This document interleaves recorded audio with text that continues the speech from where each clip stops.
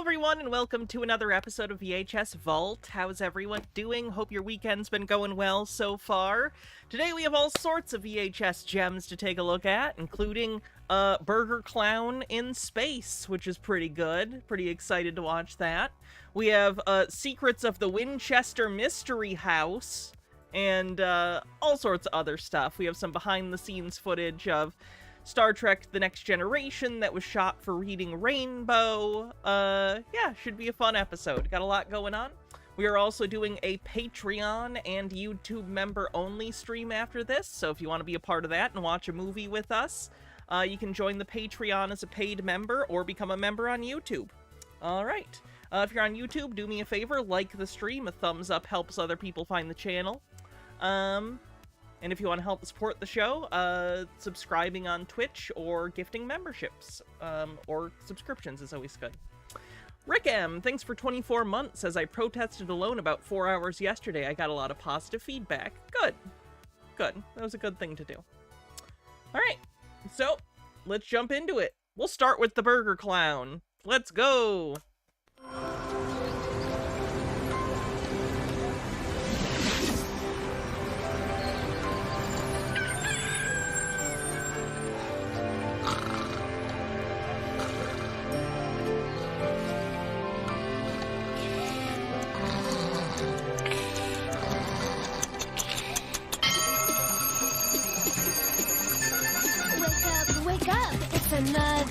As was pointed out the last time we watched the Ronald McDonald show, Vern Troyer is the dog. The guy who played Mini-Me is in the dog suit on all fours. Hey, time to get going, let's sleep when we can play. Good morning, Sunday. Good morning, Ronald. We get it. You saw Pee-wee's Big Adventure. I get it. Gotta get ready to enjoy the view.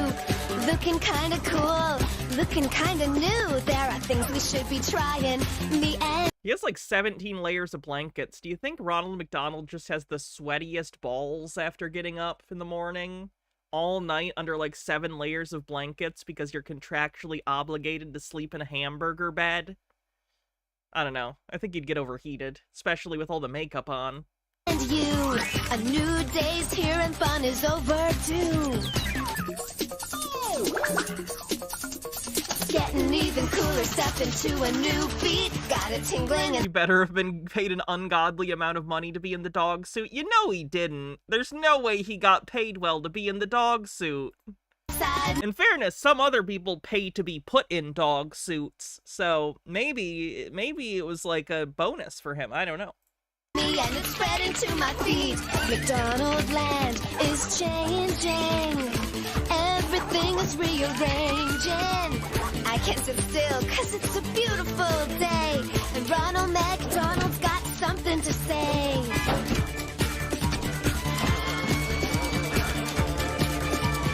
I think it makes it better Italian Shakespeare. Yeah, Klasky Chupo, I want to say is how it's pronounced. Correct me if I'm wrong. Yeah, they did the animation on this. And actually, I think it makes... Look, this is a cynical advertisement to sell children just the worst food that you can fucking eat. But all things considered, it's pretty funny, and the animation is alright.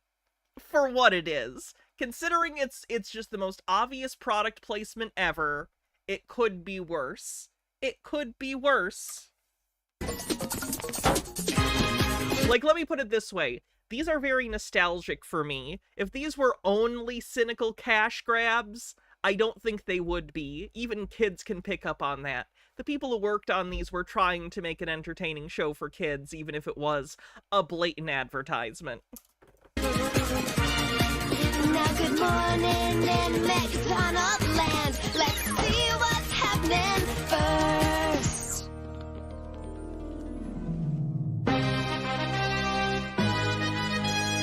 Also, the only piece of McDonald's media that has this fucking dog is this.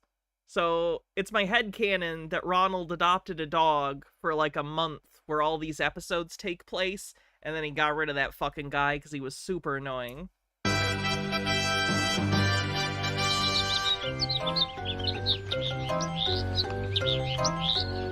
You know, Sunday, these stories in the Intergalactic Express are pretty far out. Yeah. Get this. Sumo wrestler pogos for 36 hours straight. Ouch. City cures drainage problem thanks to sumo pogo. Perfectly believable. Oh, how about this? California man swallowed by a whale and carried to Alaska. That's not the first time that's happened, you know. Oh, get this. Woman owns dog that's able to read. Now that's just plain crazy. Face it, Sunday, these stories are all fake. Believe what you want, Ronald, but there's a world beyond our doors where strange and mysterious forces exist. Sunday, I've never seen you like this before. Ronald, I just don't think we're alone. I mean in the universe, you know, aliens and all. You believe in them, don't you? Well, of course I believe in aliens. That's why I have the map. The map? The McDonaldland Alien Action Plan. M-A-A-P. Ronald McDonald does Project Bluebeam confirmed. Right, that map. In the event of an alien sighting in McDonaldland, the witness shall immediately contact me, Ronald McDonald, by way of my trusty wrist communicator. Then Ronald shall see to it that the alien siren is activated, so that all of McDonaldland is alerted to the alien visitors. I'm starting to think that the tax dollars that people in McDonaldland are paying are not going to good causes. I see why Mayor McCheese got the death penalty. He must have really been appropriating funds in a not appropriate way. Are you there? Come in! Oh, my communicator. Come in, Hamburglar. Ronald McDonald here. Aliens are coming! Aliens, are you sure? I saw them with my own eyes! Hurry, hurry! Don't panic, Hamburglar. Easy for you to say. You're not hiding in the bushes 10 feet away from some slimy space creatures! Just stay where you are. I have everything under control. We'll be there in a jiffy. I don't suppose you'd let me sit this one out, would you? And miss all the fun? Quick, Sunday. Step 1. We need to activate the alien siren. And where might the switch for that be? Hold on a minute. Oh, this was always cool. This stuck out to me as a kid. It comes out of the projector. Yeah. I always liked old-timey looking educational films even as a kid, so I always found that scene where he takes the educational film and pulls the switch out of it to be so cool. You think everyone can hear that? People in space can hear it. Just make me look like him. Oops, I gotta go. That's the siren for aliens. Sorry. Next audition.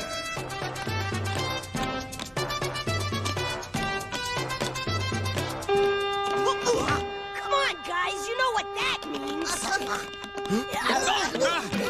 Wait now, don't go It's true, on! Amber, and that's why Mayor McCheese was beheaded. He was a scapegoat. It's bullshit. All you... In fairness, the homeless shelter is still feasting on his head to this day. It was a big burger.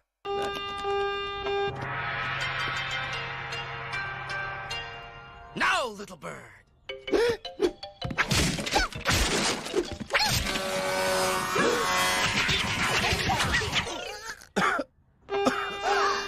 Thanks for the lesson. Can't wait till next week. If I had cash and opportunity, would I get this on Blu-ray? If it existed on Blu-ray, yeah. I think there are bootlegs, but I don't really like bootlegs unless I have to get them. Like, I think the only bootlegs I really own are, the Star Wars original cuts, because obvious, and some of the Marvel shows that haven't come out on, like, Blu-ray officially yet. Step 2. Get to McDonaldland Square fast. Let's go, Sunday.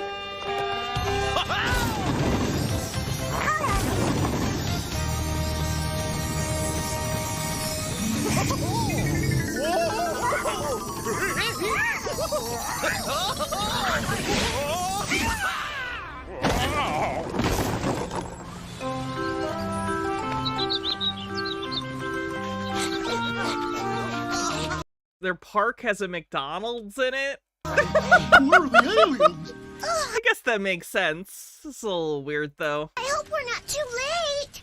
anything but that. Okay, everybody, you know the drill.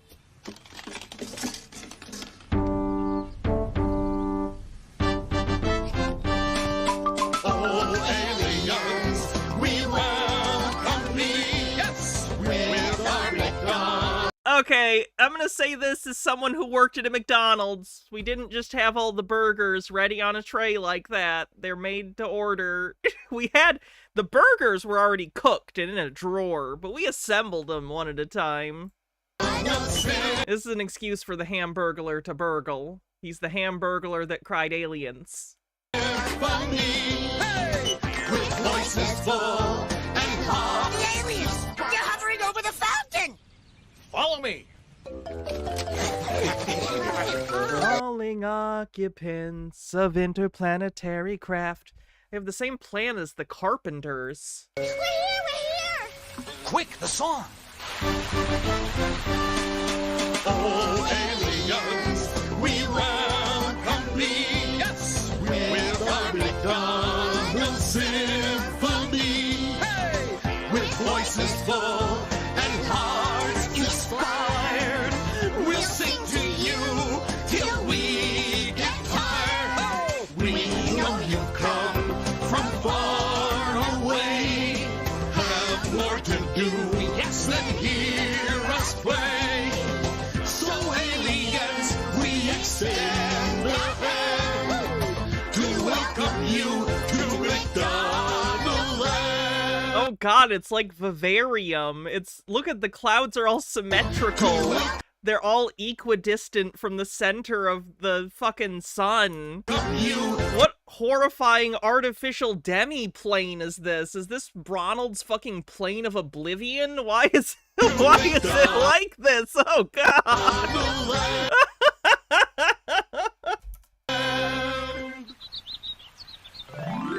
Ronald, I don't see a whole lot of aliens, do you? Not yet. Why is the sky yellow? To make you hungry for French fries. It's branding. No, don't think so. Sorry. Wait! No, that's a cloud. There's something funny about this. Just missed them. They're over by the observatory. Come on, everybody. Come on. One more time.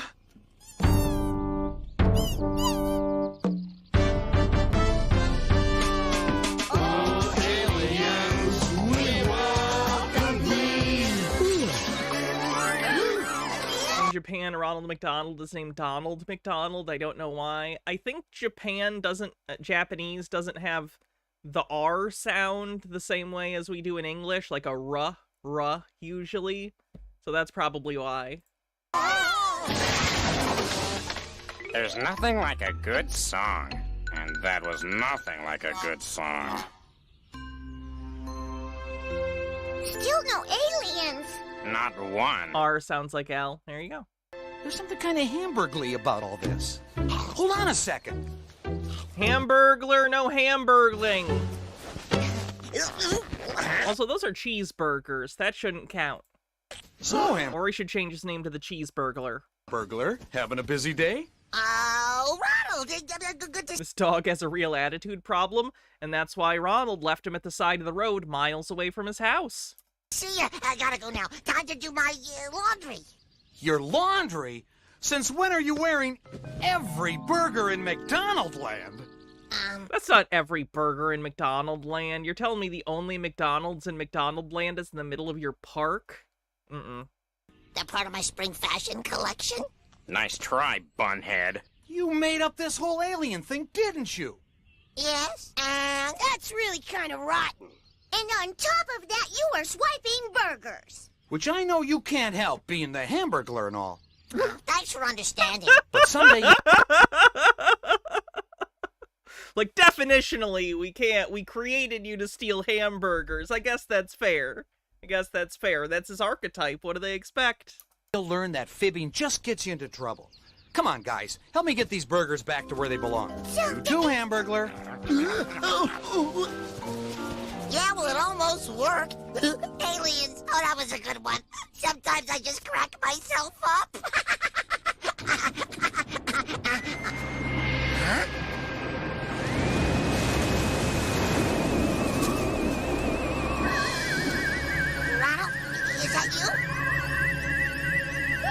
Yeah, same animator as Rugrats and Unreal Monsters and some other stuff. Classic Chupo.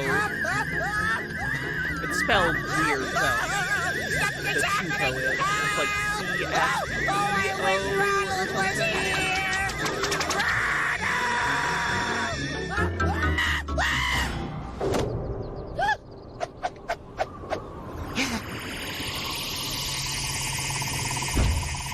Oh, good. The alien spaceship is McDonald's themed too. That's convenient. Ronald, we got aliens!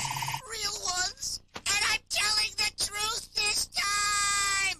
Oh, that Hamburglar, always with his pranks. You can fool me once. To be clear, you let the Hamburglar took a bunch of cheeseburgers and threw them in a dirty burlap sack and drug them around. Did you put them back in the tray to sell to people at this McDonald's?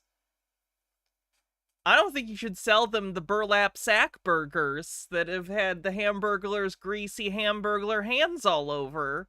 I don't know where those hands have been, other than on many burgers. You can fool me twice, but then you can only fool me a few more times till I start to catch on. You got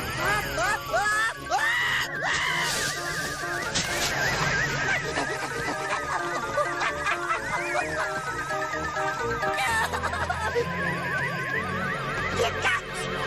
What do you want? I'll do it! You're a funny one. You have stripes like a Bandolian flabbermac. Huh?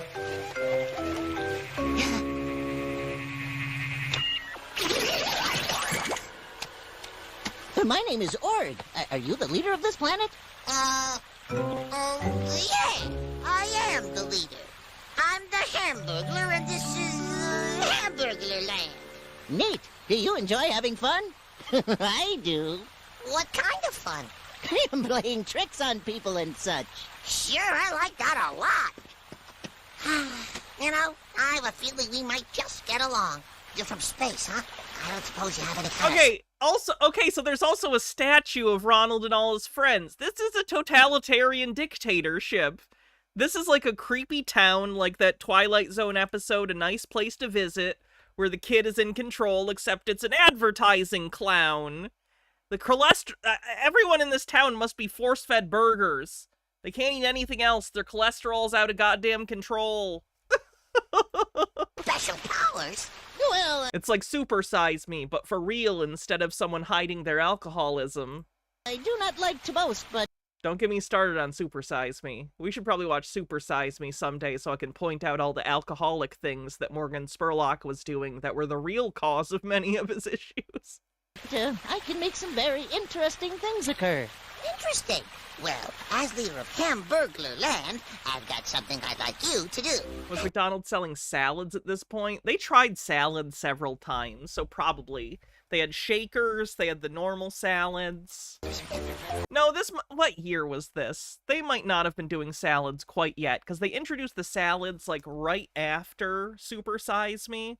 Let me look when Super Size Me came out. Super Size Me, 2004, and this was...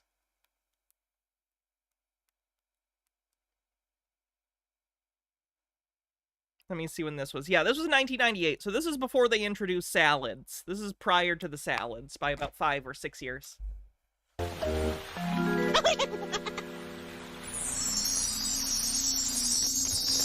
Oh yeah, the AI upscaling is fucking atrocious. I am aware. Steve, who supplied designer duds? That's what I'd like to know. You're not allowed to theme the planet after yourself, only Ronald's allowed to do that. It's dystopian when you do it, when he does it, we all like it. We're not supposed to look like this! We don't like it. You know, with your build, horizontal stripes are a big no-no. Follow me. I think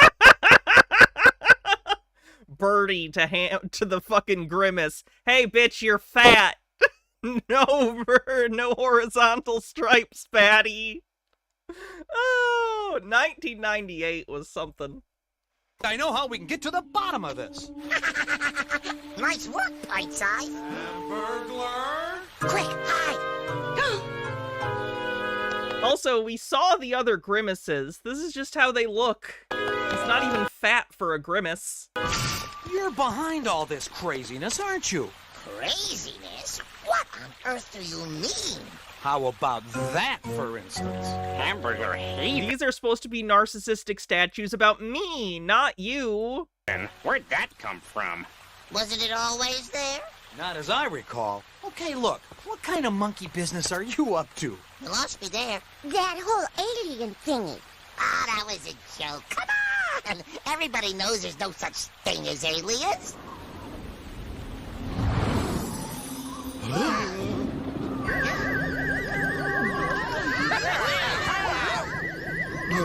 Strange weather we're having.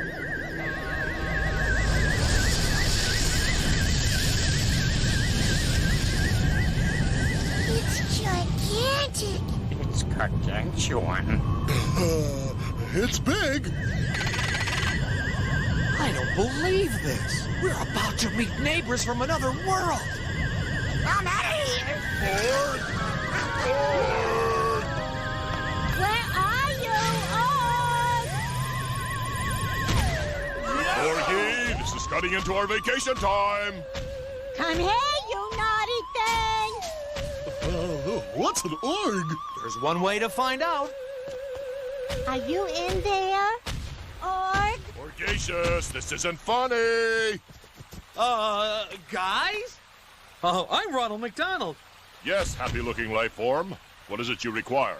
There's a chance I may know where your org is. Then you must take us to him. Maybe no one's home. Let me try. You're gonna pay for that. He has a picture of himself above his chair. Okay.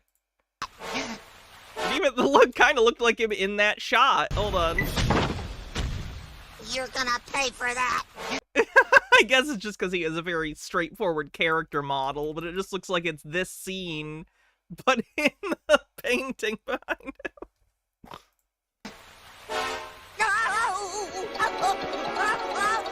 There are no warrants in McDonald land. Technically, Ronald owns all of the property, including your house and the inside of your body. What's going on around here, Hamburglar? Nothing. I don't know what you mean. Hey, Mom. Hey, Dad. There you are, you little scrapping. You think it hurts having their eyeballs on the outside like that? You said you were taking a trip to Jupiter. You didn't mention anything about this. Sorry, I guess I fibbed. A lot of that going around these days. But at least you're all right. And Mom, Dad, this is the leader of Hamburglar Land. He's not the leader. Don't listen to that guy. He's jealous. Can he come on vacation with us? Can he? I don't see why not. The vacation sounds just great. Hamburglar? Done. What, Ronald? Like, I was making a joke before, but genuinely, the Hamburglar is like an adult with his own house. Are you gonna tell him no, he can't go with these aliens? It's not really any of your goddamn business, Mr. Clown. Mind your own fucking business. Deal. How long will I be gone for? Just one Kremlin, Oh, good. which is 3,000 of your Earth years. What? Run!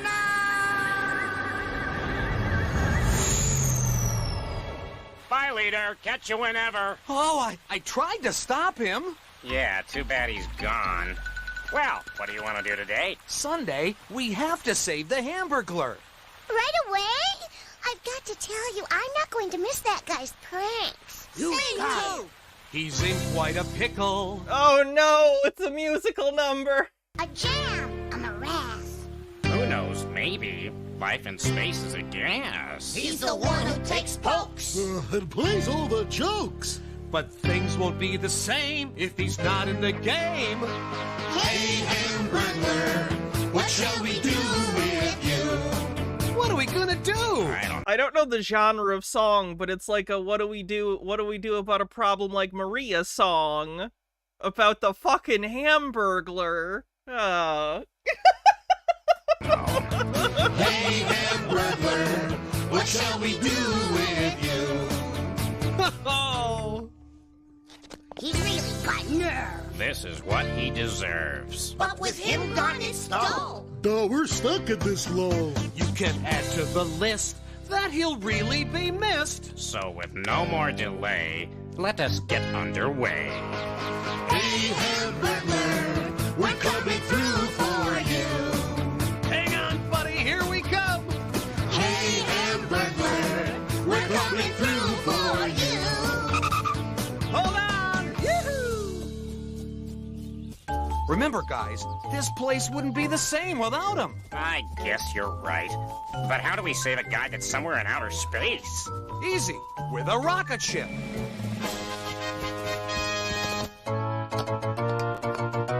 H-Baird says, anyone else getting Squidwardian vibes from the dog? Oh, yeah, this was actually before that, though. These came out in 1998.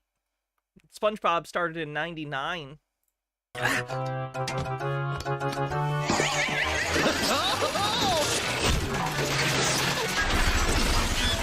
She's a beaut. Thanks. The rocket's pretty nice, too. Okay, everybody inside. This is so cool. I like trips. Is there a movie on this flight?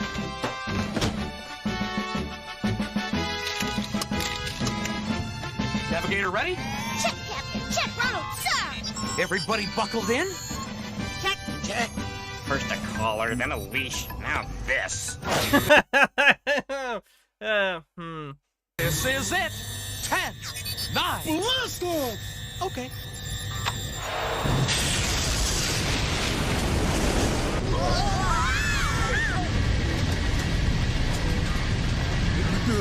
Why is everybody smiling? We're not smiling. It's G-forces. Gee, forces. I don't feel so good. Some motion sickness. Use the space bag found in the seat pocket in front of you. Whew, that's better. I need a cool bowl of water. Can we do the blast-off part again? Right now, we have to find the Hamburglar. Bertie, any luck with a saucer scan? Negative. But there's a giant teacup in Sector 12. We'll keep checking. McNuggets, everything okay with you guys? Yes, sir. Ship shape, Captain Ronald. Great. Steady she goes, Bertie. And whatever you do, don't press the green button. Right, Captain Ronald.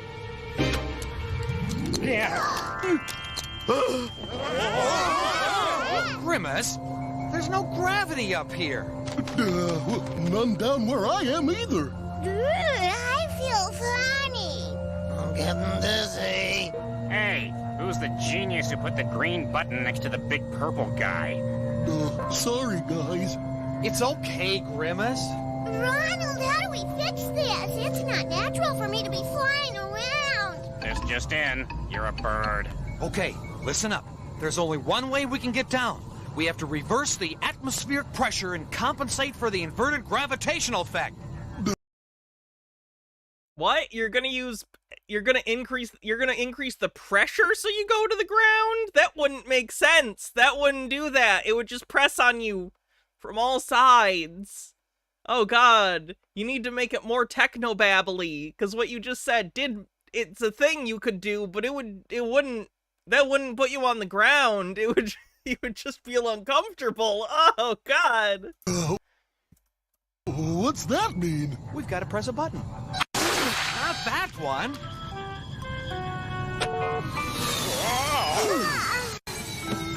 That's better. Ronald, it's there. This is what new Star Trek is like. No.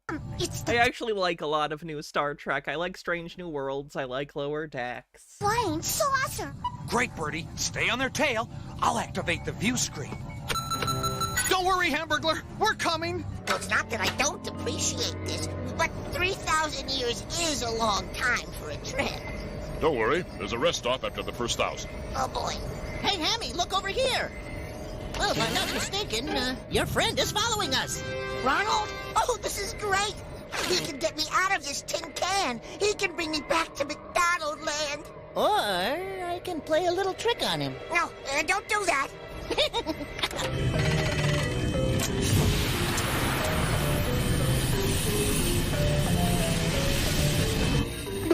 Now it's going on? I'm not sure. What is that stuff? It's Trinisbean Palafam. Huh? Your Earthlings call it marshmallow. It won't hurt them. It'll just make a mess. What's next?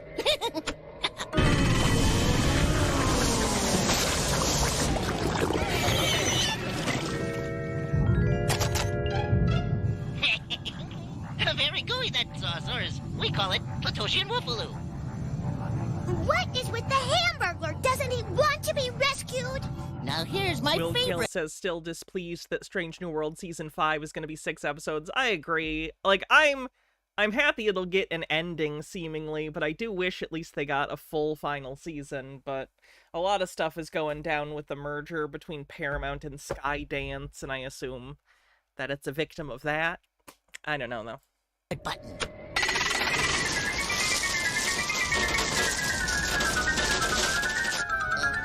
What do you call those? Sprinkle. Oh, we're going out of control! There goes your friend. Yeah, there he goes. Far away. Ronald! I think he needs to assert himself more. Hey guys, I don't want to be here. This is a kidnapping. Rescue me!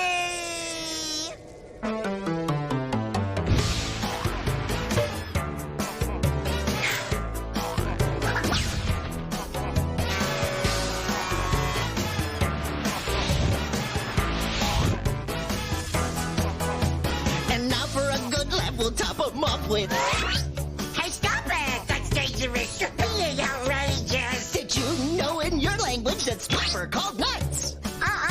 Don't try it. No ifs or ands or buts. Rescue me, cause that's what friends are for. Rescue me, it's not fun anymore. Rescue me, Don't you love a good prank? rescue me, not right now to be frank.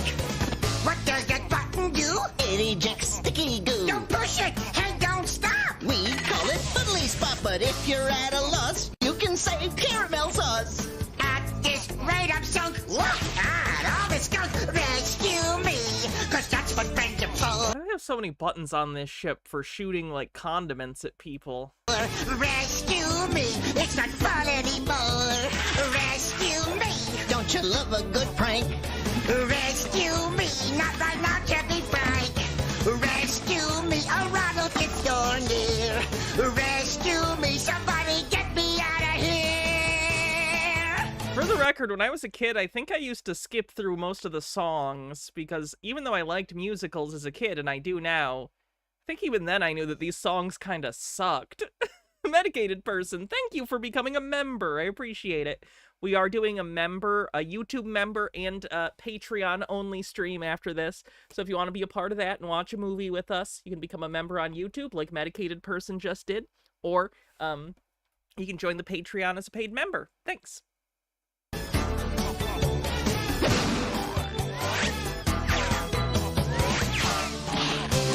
They have an ice cream town on their planet instead of a burger one. Is that why the ice cream machine is always down? Because it's alien technology?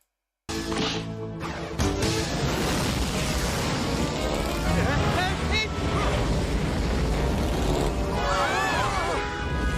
guys make the stuff from the stuff. That's my new headcanon. Accepted. They killed bootleg famous Amos. Hang on, guys! Oh no, this is I'm bad. gonna have the Stuff theme song stuck in my head now, by the way, so thank you. Tastes great every day, tastes great every way, can't get enough of the stuff. We're almost through. Gotta help Ronald. I know. I'll press a button. That worked before.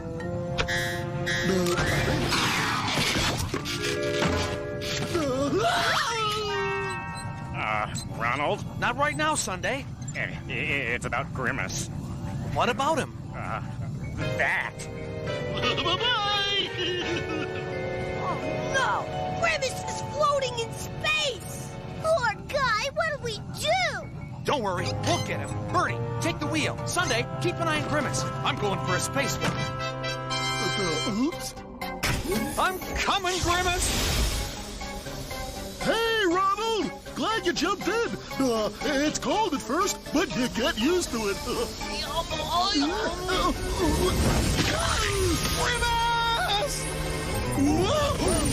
Would space feel cold? Because there's nothing to transfer your heat into. You know what I mean?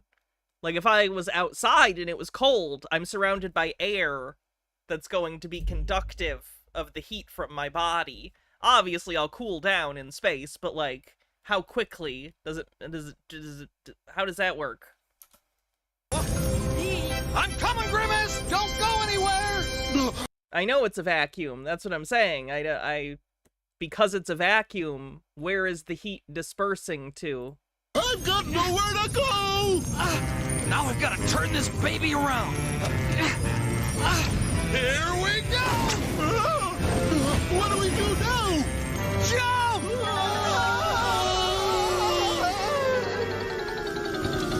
We did it! Finally on solid ground! You just know that liquids boil, not freeze. Yes, but it's not a temperature thing. That's because of the lack of pressure. And the boiling temperature of any given, like, liquid depends upon the pressure that it's in the presence of. That's why its cooking directions can be slightly different at different altitudes for stuff like that.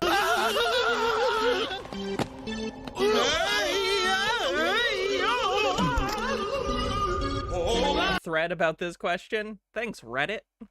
Is space actually cold?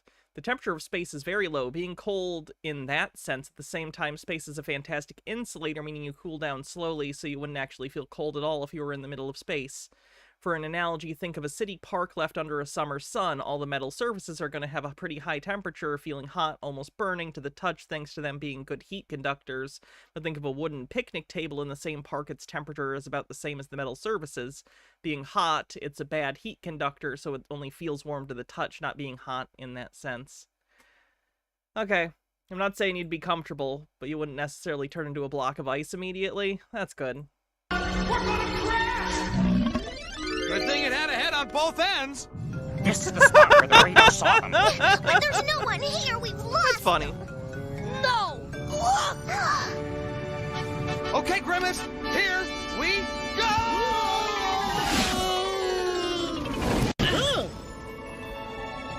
Home sweet home. I think you mean rocket, sweet rocket. Way to go, Ronald. But we've still got a problem. This rocket's kind of messed up, Ronald. What are we gonna do? We'll do this. I am hungry.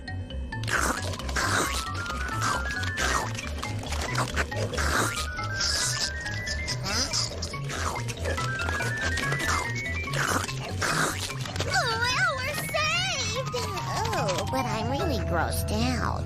Deus Ex what the fucky not? Like, we didn't set this up at all. What? I guess I am hungry was hungry. I'm prepared for any. Was that character from the commercials? I do not remember this McDonaldland character. Emergency. Thanks for the help. I am hungry. That was weird. Oh, yeah! How we looking, Birdie? All systems go! Sunday? We've got a lock on the flying saucer. Then let's see what... Feels like there's very little plot in this episode compared to the other ones we watched. The other ones, like, stuff was happening and it was in service of the ultimate plot. This just feels like they're really stretching out and making up, like, nonsense plot cul-de-sacs to fill up time. This baby can do!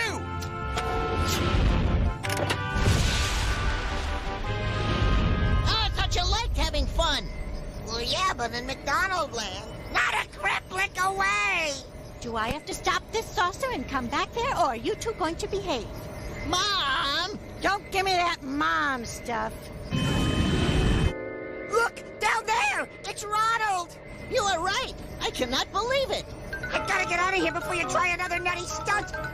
Where's the door? Here we go. Why would you push that?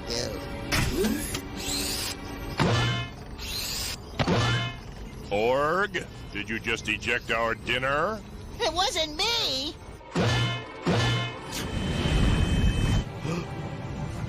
Hey, Ronald, what's that big purple thing? I think we're about to find out.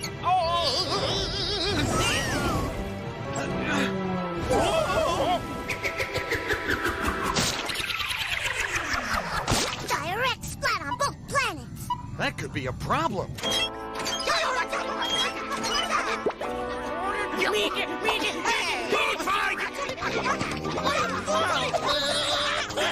The resulting war killed 12 billion people. I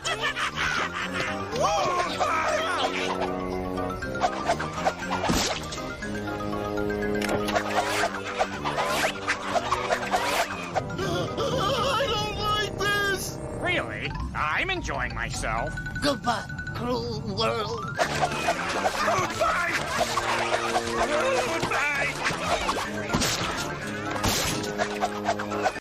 The scale of this is confusing me. The fruits look huge compared to the ship, but also the aliens are huge compared to humans.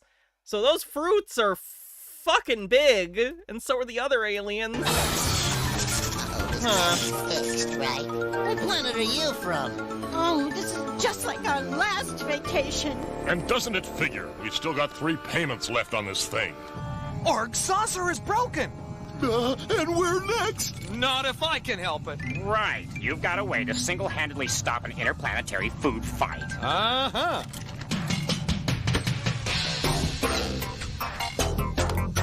Oh no, is it gonna be a rap? Music! Great idea! Wait, Don't be a rap, please. What's that rhythm? Oh. What's that groove? Just can't help it. I gotta move. Huh. Feel it low. Wow. Feel it deep. Oh. Ooh, ah. Funky planet, yeah. Oh, help me. I can't stop. It's an interplanetary hip hop. From Neptune to Orion. You're sure to find him trying. Yeah, the funky planet. The funky planet. Yeah, the fun, wild, crazy, hot, cool, wild, funky planet. I am hungry. Did I say fun? Yeah, interstellar, out of sight. It's giving me the same vibe as that one Rick and Morty rap. What the fuck was that? From that episode in like season 2 or 3 where they're like, show me what you've got. It will put you into flight. Shake it up, groove that thing. Funky planet. Get Swifty. The Yeah. whole Feels solar like Get Swifty. system. Get Swifty. Take a shit on the floor. It's all grooving to a brand new rhythm. Even at the galactic rim, all those creatures gotta swim to the funky planet. Oh, come on, man. You're not even trying to be on the fucking beat. What are we doing? To the funky planet. Fun, fun, fun, funky planet. Yeah, fun. Hey, Ronald, can you give us a lift?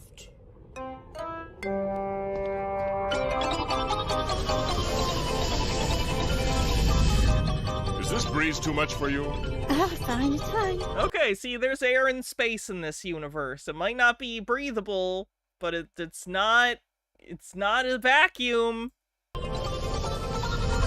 So, anything you'd like to say, Hammy? Or should I say, troublemaker? Nice day for a picnic. Anything else? All right, I'm sorry. It's all my fault. I fibbed. We know. I took burgers. We know. I painted Sunday's tail. Huh? Didn't know that. So, you forgive me? Yeah. So. How long is it before we reach Space Station Rakalack? We'll be there in a jiff. What bullshit's happening now? Losing altitude. And It's the extra weight. We don't have enough power. What extra weight?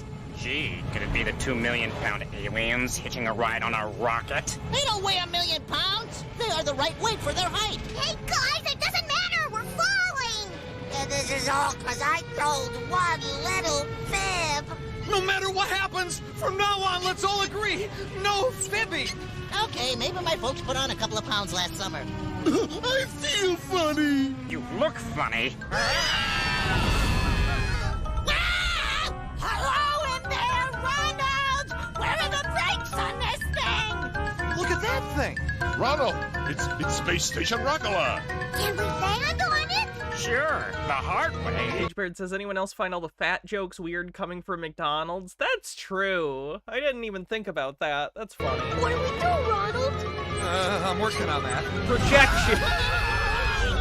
Hey, what's this doohickey?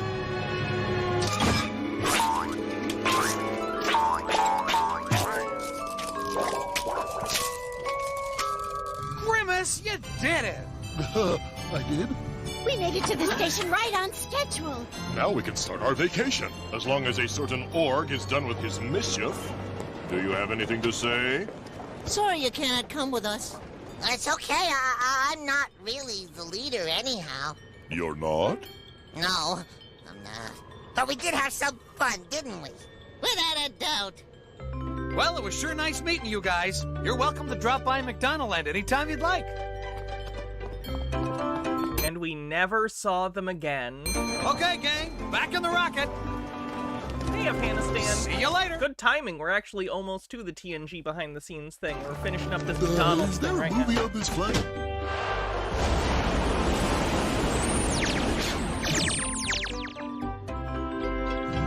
We'll be back home before you know it. Safe and sound. On the ground. Smelling that McDonald's land air. I like those aliens. Smells like grease and sadness. I sure hope they're having a fun vacation. Dad, please, can I go to the black hole now? Can I go, please, can I go now? You just ate. You have to wait 30 minutes. But, Dad! You heard your father. Don't make him repeat this one. Why does it end on a sad note for the alien? Okay. Sure, whatever, man.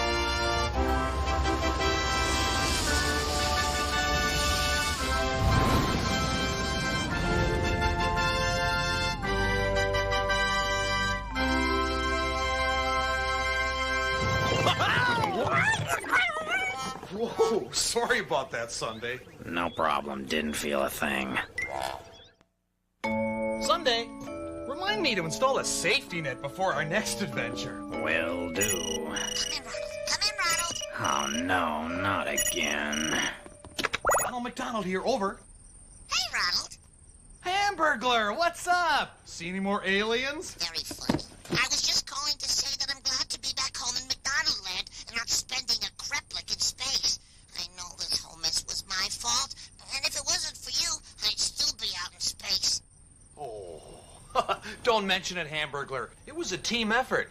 Besides, we learned a valuable lesson. The hard way, may I add. Yeah, who would have thought that one little fib could get you into so much trouble? Took the fun right out of fibbing. Huh? Well, you learn something new every day. See you later. Okay, over and out. Ronald, Yeah.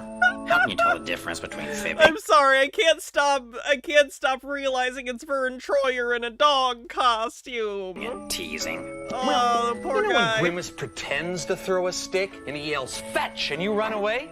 Well, yeah. That's teasing. Oh, like when you say which hand's the cookie in, but it's not in either hand because there's no cookie. Exactamundo. And like when Hamburglar walks in here and says he's on a no hamburger diet. Well, now that's not teasing. That's a gigantic fib. In fact, fibs don't get much bigger than that. You know, Ronald, I actually like the whole space adventure thing. We should do it again sometime. Well, yeah, that would be great. Maybe we could go to Saturn and count the rings. Ronald. Or we could go to the moon and look for cheese. Ronald, I was teasing. Dogs, space, not a good thing. Exactamundo. This is your very own clown, Ronald McDonald. Hoping I'll see you next time, live and in person at McDonald's. I did see Ronald McDonald. Remember the fun you had? I did see a Ronald McDonald at a McDonald's once. It wasn't that one, though he did actually go and do, like, live performances. He was, like, the big one, but they had regional Ronalds.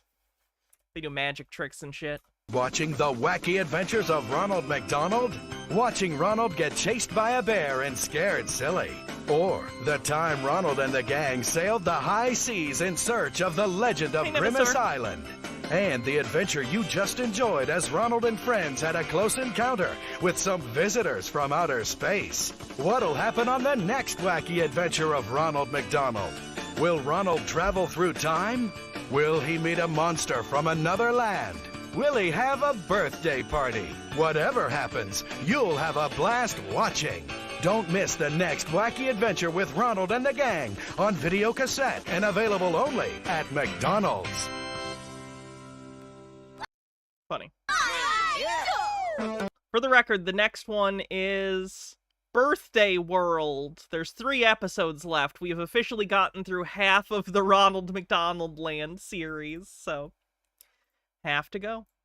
All right, let's take a look at this TNG Behind the Scenes special. This was aired on Reading Rainbow. Reading Rainbow, for those that don't know, was a PBS series hosted by LeVar Burton, famous for TNG and for Roots and for a variety of other projects. And they basically told kids about reading and stuff. I don't know why this episode in particular decided to do Star Trek. Like, literally, I assume it's just because he had connections, because he's on the show and they could do it. So let's check it out. McDonald's was selling this at their locations. Yes, they sold the VHS tapes. That's where I got them as a kid. It's the only place you could get them.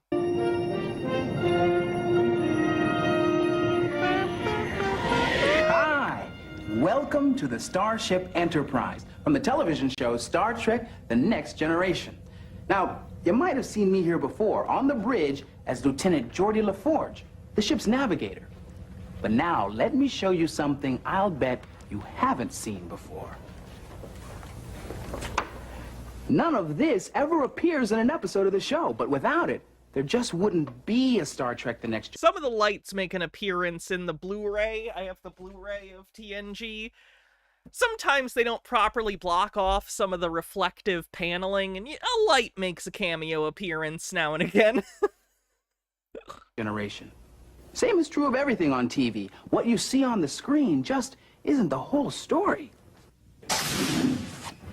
For every character on the Amy said she saw most of Roots as a young lady. I like Roots. The thing about Roots is, like, the parts with him as Kunta Kinte are excellent, and I think the quality falls off a lot after that section. It's still good, but, like, LeVar Burton is so good at Kunta Kinte that once he's gone and he gets replaced by another actor, and then after his character dies and it goes on to be, you know, his son or daughter Kizzy, and then the subsequent generations, it's a little less interesting, but it is good. I've seen all of Roots and Roots: The Next Generations. That they're interesting.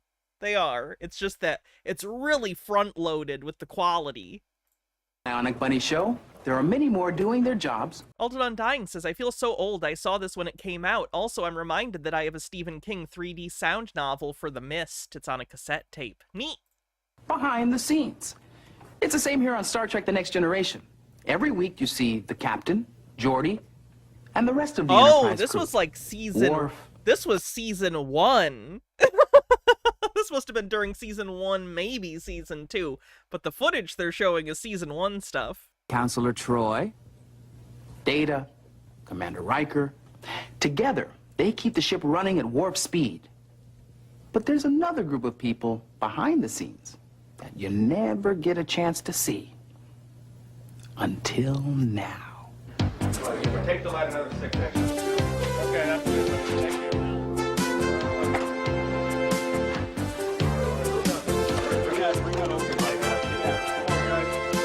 This kind of just like weird, like Casio synth, like incidental music needs to come back. I like it. Code of Honor was season 1. Too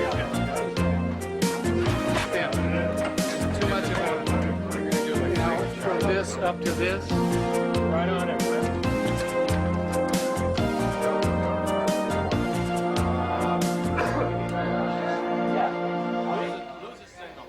day begins for us in the makeup trailer, where we're transformed into our characters for the show.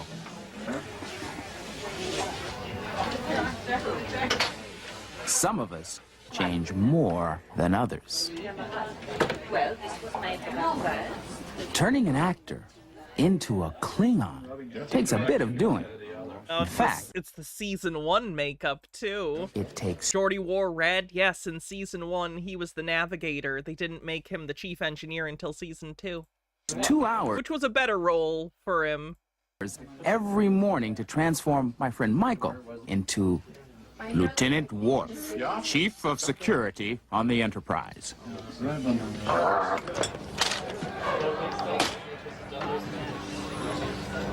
Stand aside, I take large steps. When we get to the set, we go over the script with the director.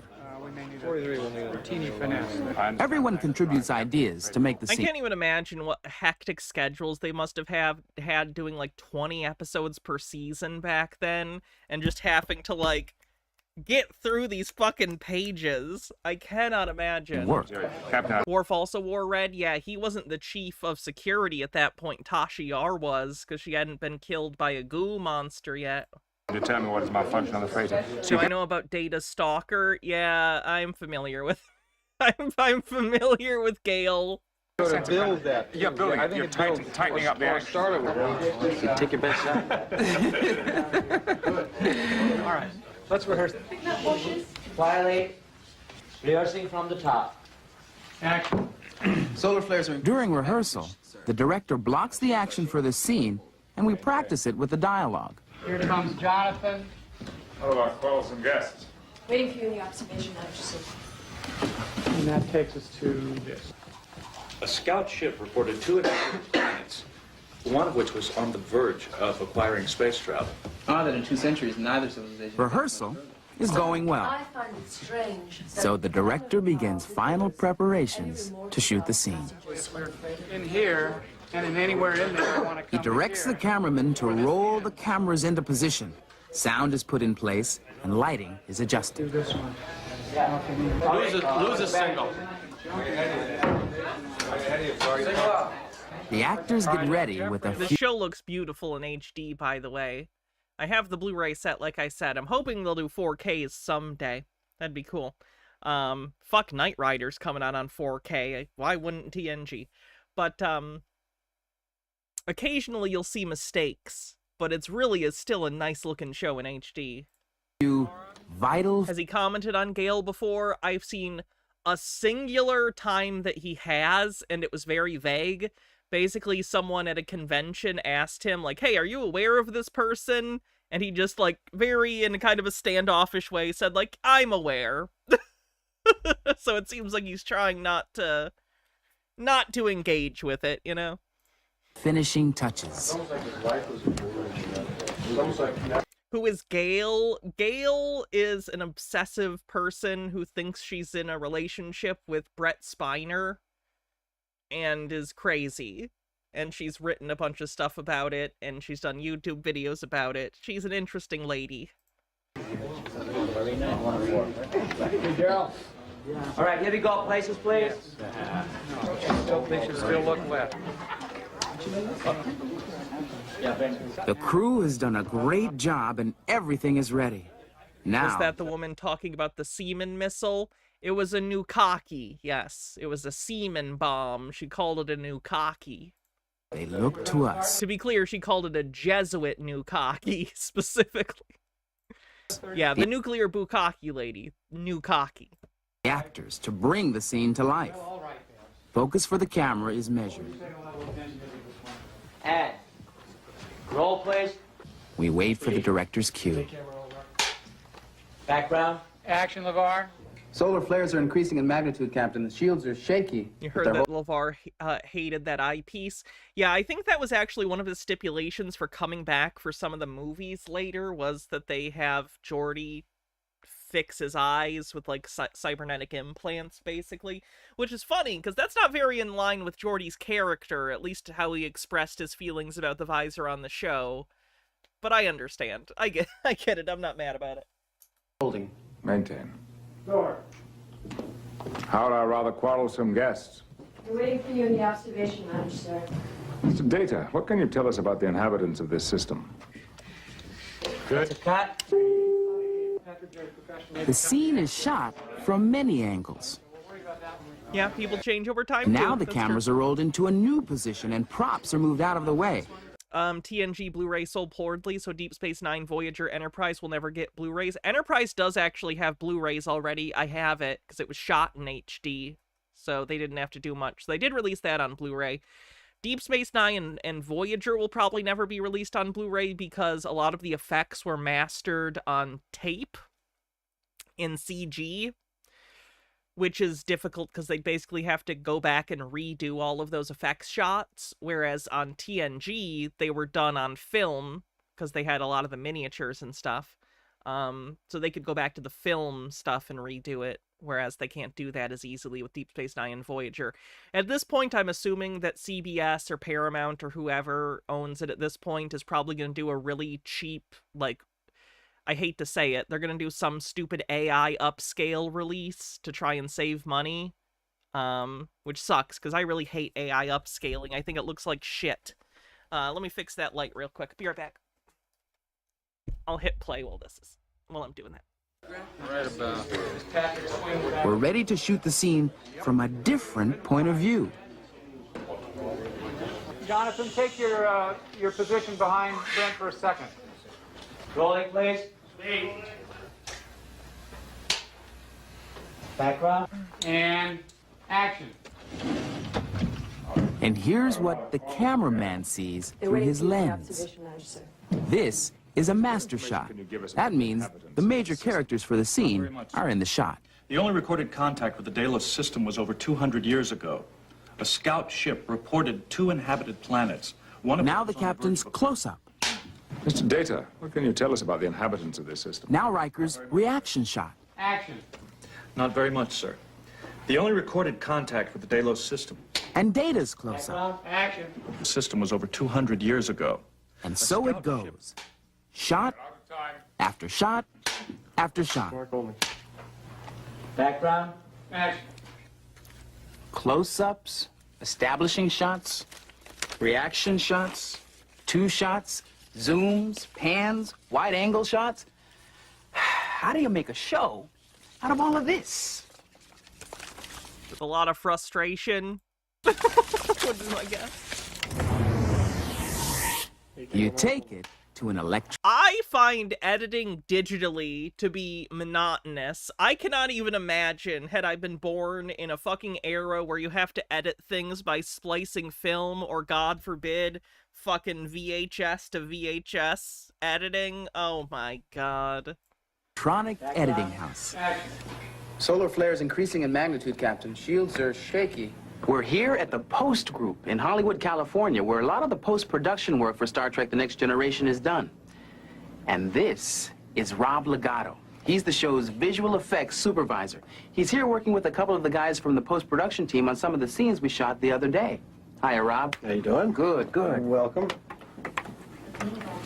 LeVar, I'd like to introduce you to Fred Raimondi and Rich Thorne. This is LeVar Burton. Hiya, Fred. Hiya, Rich. So this looks pretty complicated. What are all these buttons and knobs? Well, actually, everything in the room is a remote control for all the tape machines, which are actually downstairs in the basement, so to speak. Aha. And what your keyboard there then is... This is a computer that lets me roll the Yep, Alex, this is from Reading Rainbow. tape machine to a specific point to make an edit. Well, let's edit some film. Great. Okay, but we were working on scene 42. So Remember scene 42? The one with the solar flares and the people come on yes. board and... That's right, that's right. So what are we doing first? The one we cut to the wide shot now. Okay. Solar flares... Editing film, or videotape, is like putting together a puzzle. And each shot is a piece of that puzzle. The editor rolls through all of the shots, selects the ones that best tell the story to make a scene. When all of the scenes are put together, we have a show. Solar flares increasing in magnitude, Captain. Shields are shaky, but they're holding. Maintain. How are our rather quarrelsome guests? They're waiting for you in the observation lounge, sir. Data, what information can you give us about the inhabitants of this system? Not very much, sir. But what makes Star Trek unique happens next. Those amazing special effects. Reported 2 inhabitants.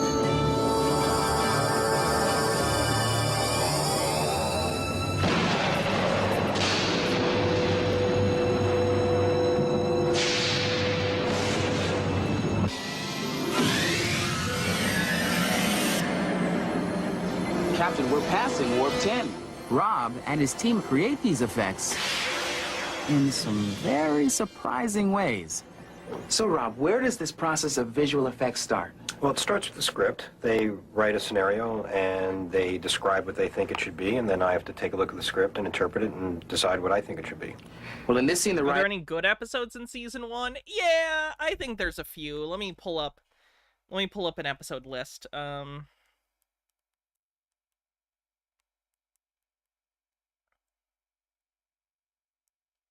Says they enter cautiously. I don't like the encounter at Farpoint, the 2-part opener.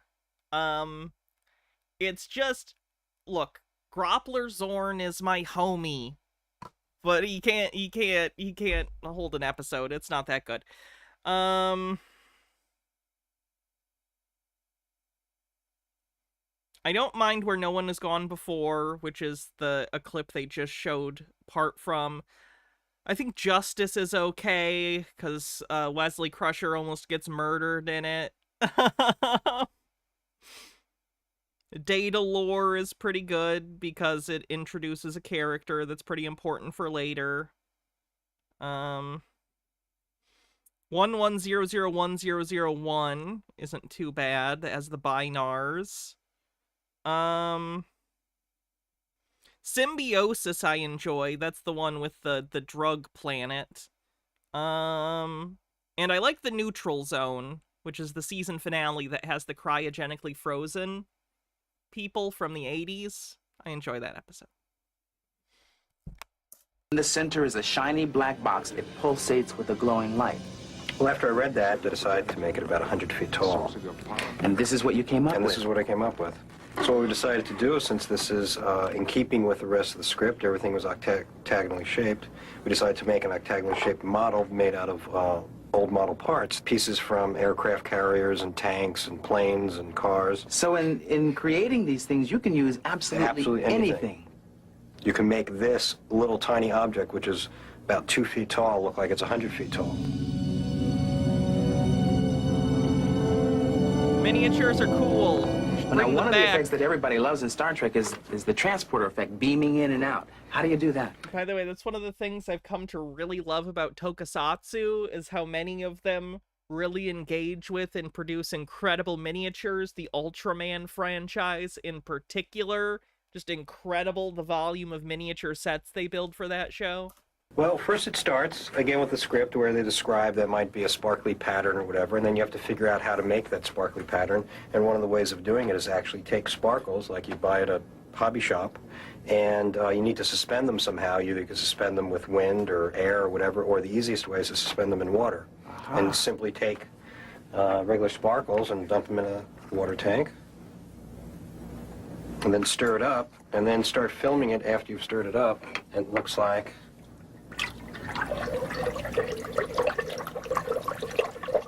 Oh, yeah, okay. Look at that.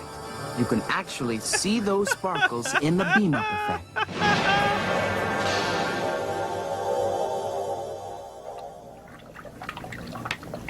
Remember, everyone, every effect is ultimately some kind of fucking composite.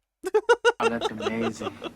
And what's this little guy here? Well, this is a little model we built for a matte painting shot we did. It was a painting of the Enterprise in the space dock, and this was going to be a little scout ship. We didn't have much money, so it was built out of spare parts. There's a disposable razor here.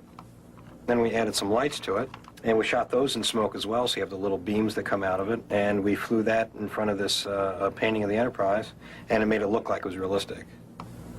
You like what you do, don't you? Sure, I enjoy it. It's fun. It's a challenge. Yeah. Well, I bet you're wondering where the real Enterprise is. Well, earlier today, Rob took me to Image G, where the Enterprise lives.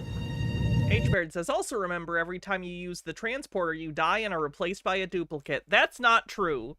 That is not how the system works. In fairness, the way that they've described the transporter over the course of the series has changed, but that is not canon. I want to be clear. Many people think it is pop culturally. In canon, that is not how it works. You do not die. There is a complete, what's the word I'm thinking of? Your consciousness is not interrupted at any point. Your physical matter that is your body is turned into energy. The energy is beamed down to the planet, and then the energy is reconstituted. Yeah. It's not copying you. It is turning you into energy, transferring the energy, and then reconstituting you. There is no break in your consciousness. You are aware the entire time.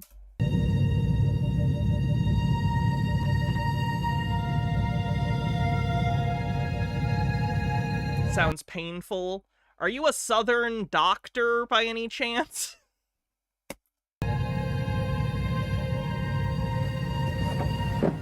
Thomas Riker was a very specific scenario in which they specifically used it differently than they normally do. They split the beam, and the beam went through a special storm.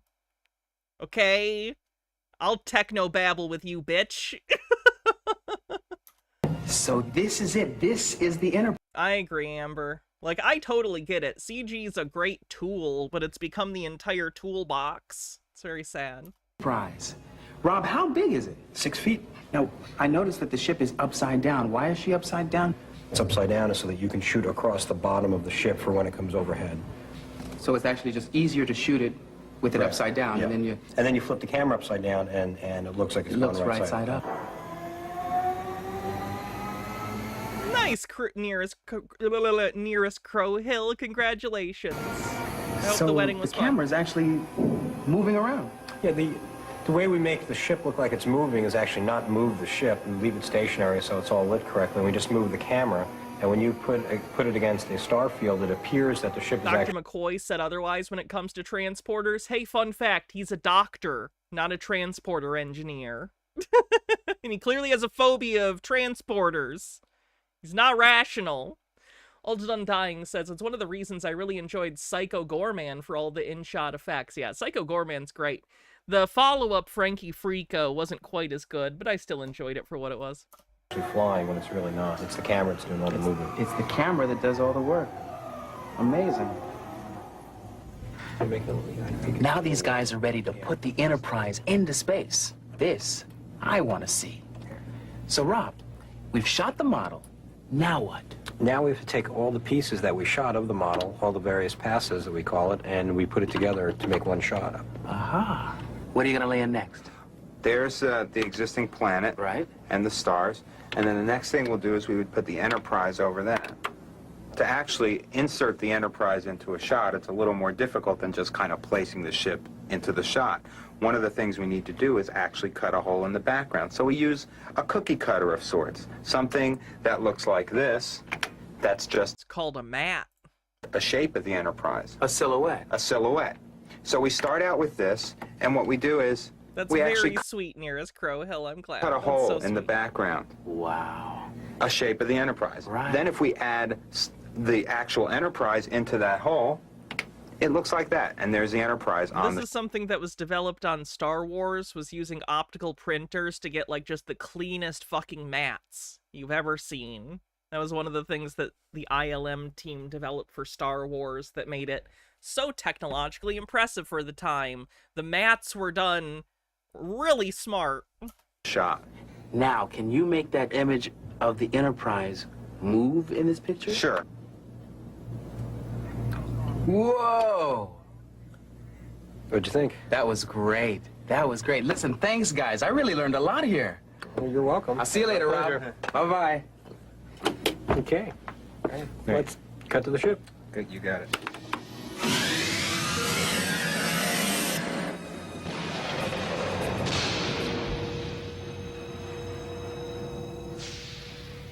My next costume, oh god. Oh, the scant! The scant. I wouldn't mind getting a TNG outfit.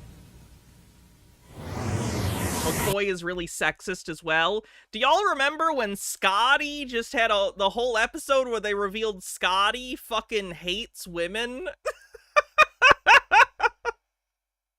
And they just treat it like a normal character trait. They're like, yeah, Scotty fucking hates women. Hates them. Thinks they're all sluts. And we're just supposed to be like, oh, interesting.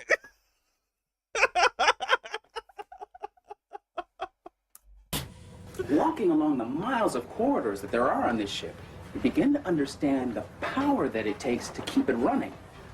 Let me show you something. This is the engine. This is the energy source that powers the Enterprise as she explores unknown worlds. Pretty impressive, huh? You know, there's something else that can help you explore the universe. Books.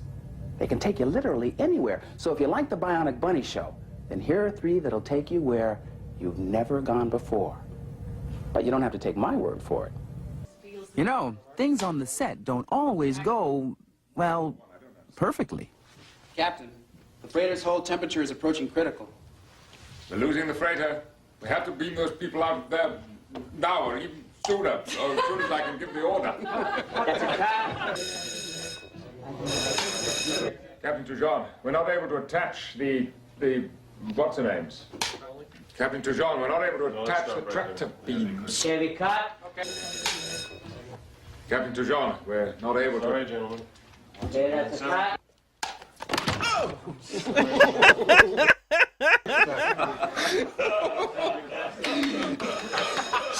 Do I get the assistant Oscar for that?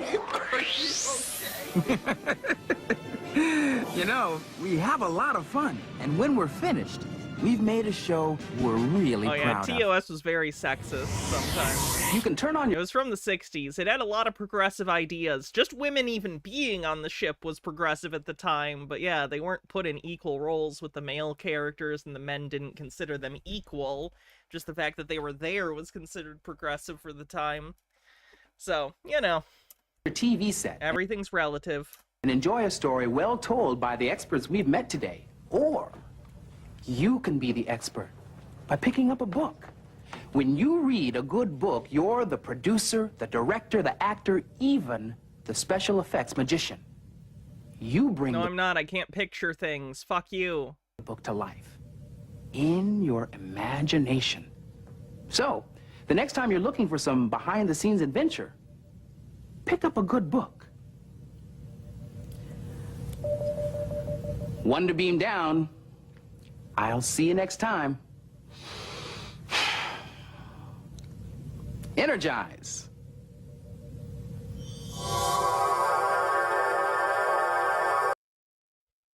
That's a fun one. Let's see what else we have. Ooh, Jeff Probst in the 90s did a Nintendo retail training. Thought that'd be fun. Jeff Probst famously was the, still is, I guess, the Survivor host. I can't believe that show's still on. Never seen a single episode of Survivor or Big Brother, but they've been on the air for like 25 years. The purpose of this video is to explain how to register Nintendo hardware systems that you sell. Your company will receive a cash incentive for each purchase date registration card submitted to Nintendo. You'll find Screaming at the Radio, thanks for 48 months with Prime. one on the outside of every Nintendo video game system package. The serial number on the registration. Turnabout Intruder was a bad series finale. Oh, very bad. The whole 3rd season of TOS is something. At least they got the movies. There's some bad movies in there, but it did end pretty well. Unless you count Star Trek Generations. But I'm just going to pretend that didn't happen for my own mental health purposes. Card and on the customer's proof of purchase stub is identical to the one found on the product itself. In its simplest form, all you have to do is rip off the pre-stamped, pre-addressed proof of purchase registration card and drop it in the mail to Nintendo. By doing so, you'll automatically... The only bit of Big Brother you've seen was the Eccleston Who episode. Same. Double your customer's repair warranty from... What about Nemesis? I don't really like Nemesis, but that's TNG stuff. I was more talking about TOS stuff. Not a big fan of Nemesis. None of the TNG movies are really that good. First Contact is okay. But I don't really like any of the TNG movies, honestly. 3 to 6 months free of charge. Plus, your company will receive a cash incentive from Nintendo. So you really When a customer comes to you with a Nintendo video game system purchase, simply conduct the sale as you normally would. Oh, what happens if this thing breaks? You know, my kids, they have this uncanny ability. Sounds like you should watch your kids better, lady. Why is it the store's responsibility your kids broke a thing, you fucking idiot? I shouldn't work with people. Briefly explain the features of the new mail-in registration. You literally just told me your kid was gonna break it. What do you mean? What can we do? Nothing. Fucking do something to teach your kids to respect their own property. What are you talking about? 6-month product repair policy. Well, every Nintendo product comes with an automatic 3-month exchange or repair warranty. 3 months? And once I mail in this proof of purchase card, you'll receive an extra 3-month warranty on top of all that. Great. Once the sale is complete, tear off the purchase day registration card and store it in your cash register, along with your daily cash receipts.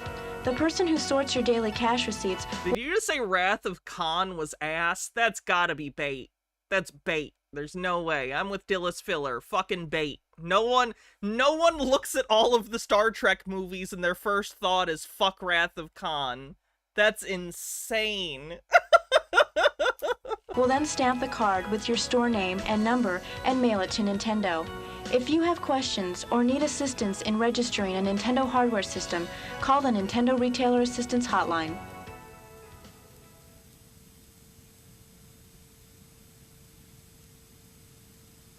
Insurrection was watching a bad TNG two-parter, a bad one at that. Everyone in that movie just acts insane, and I know that they explain that, like, oh, the radiation from the planets making their brain chemistry different, and they're acting like teenagers, but I don't know. Everyone just acts out of character and awful. When a customer returns a Nintendo hardware system, you must verify that the unit's serial number was previously registered and is within the first 3 months of the date of purchase. Follow these steps to ensure that your store receives full credit. Locate the product serial number on the bottom... Man, seems like a lot of jobs were a much bigger pain in the ass before, like, the internet and computers were prolific. Like, I know there's a cash register that's like an electric IBM one back in the day, but, you know, I'm talking like modern systems. What a pain. Or back of the... I should just scan it, and it should just tell me. Hardware unit. Call the Nintendo Retailer Assistance Hotline. When you are prompted, enter I gotta make a phone call. What is this, the Stone Age? Serial number. You will then be told if the product is eligible for repair or return credit. Based upon the product's warranty status, select the appropriate procedure from the following 3 options. Option number 1. When product is registered and within the first 3-month period, offer the customer a free repair. Refer the customer to the nearest Nintendo authorized repair center. Oh, did you see that fucking rat tail? Holy shit. Holy shit, look at the rat tail on that guy. Wow. Alright. Also looks like George Lucas is secretly working for the Nintendo repair company.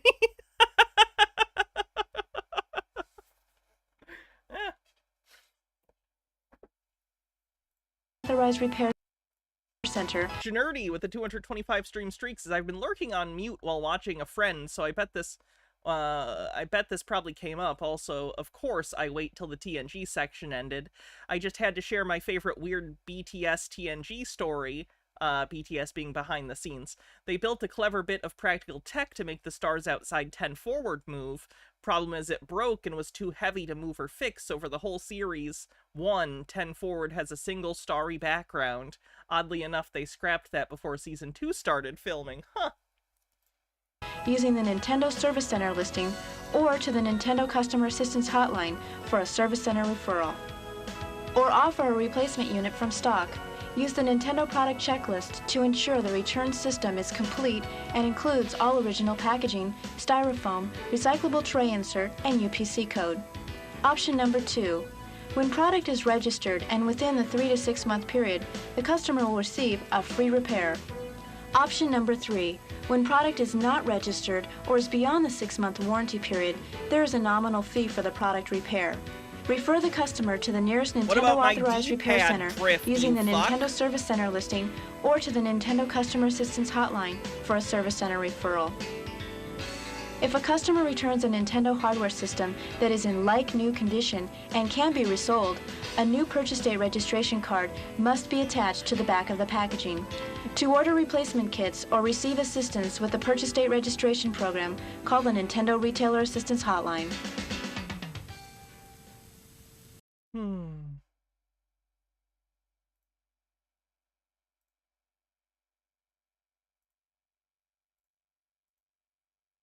Let's go with the Winchester Mystery House. This seems kind of interesting.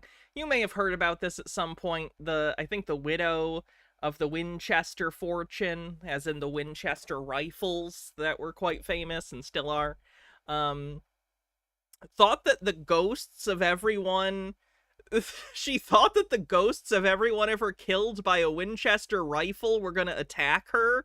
So she had an insane house built that was meant to confuse ghosts, which is kind of funny.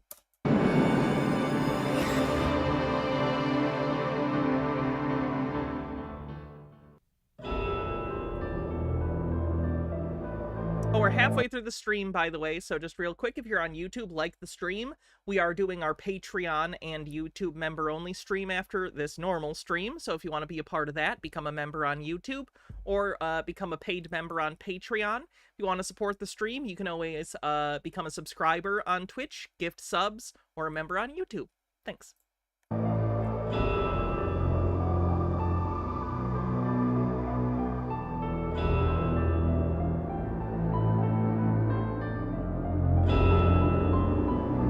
Didn't they make a terrible horror movie about this? Probably. They've made terrible horror movies about most things.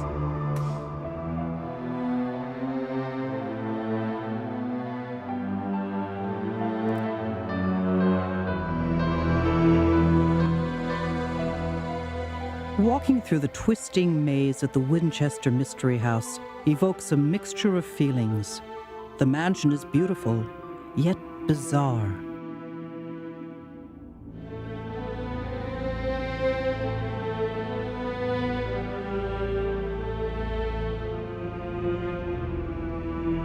Premise of this was used in the Fallout 4 DLC. I recall playing that part in Nuka World. There's a house outside of Nuka World that has a little quest associated with it.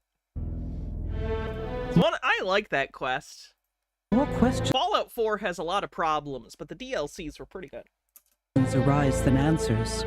Was it madness, or was it misguided genius that drove Sarah Winchester to build obsessively until the day she died?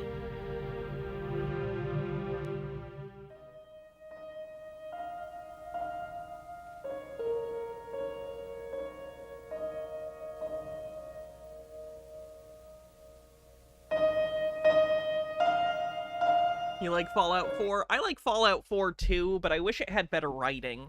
Like, I like the gameplay of Fallout 4, but I wish it had, like, the writing of Fallout New Vegas. I know, oh, a trans woman who likes Fallout New Vegas. Very original, Hannah. I know, I'm a stereotype.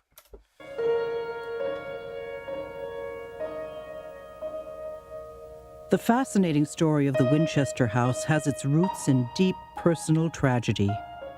After losing her infant daughter Annie to a childhood illness, and 15 years later her husband to tuberculosis, Sarah was consumed by grief. Living on the Eastern Shore at the time, the bereaved Sarah visited a Boston medium to help ease the pain of her tragic losses.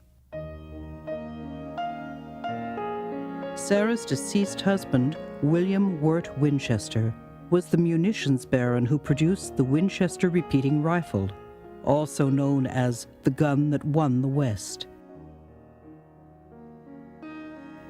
The medium is said to have explained to the wealthy widow that her misfortune, as well as her fortune, were the result of the countless lives lost to the Winchester rifle. Sarah would bear the wrath of those spirits unless she took precautions. The remedy? Sarah was to make her surroundings attractive to kindly spirits, who in turn would keep the evil spirits at bay. She was to build a house on which work would never cease, and as long as this occurred, she would live eternally. Didn't work, clearly. So, in 1884, Sarah traveled to California, purchased an 8-room farmhouse in San Jose, and began the work that would never stop until the day she died. She hired 22 carpenters who built 24 hours a day for 38 years. Jesus. I wonder if they ever felt bad. Like, I ever wonder if they were like, damn, you ever feel bad that we're taking money from this crazy lady? Eh. I'm sure she had enough money, but that's a strange job.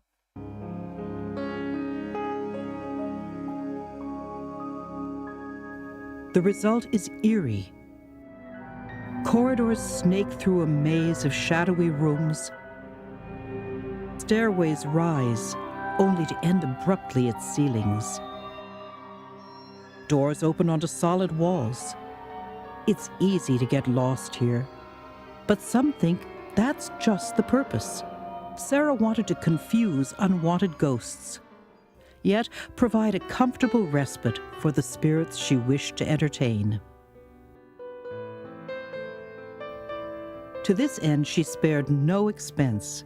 They recently found a new room that had been sealed off since Sarah Winchester's time. Oh no, they let it loose! Of $20 million and an income of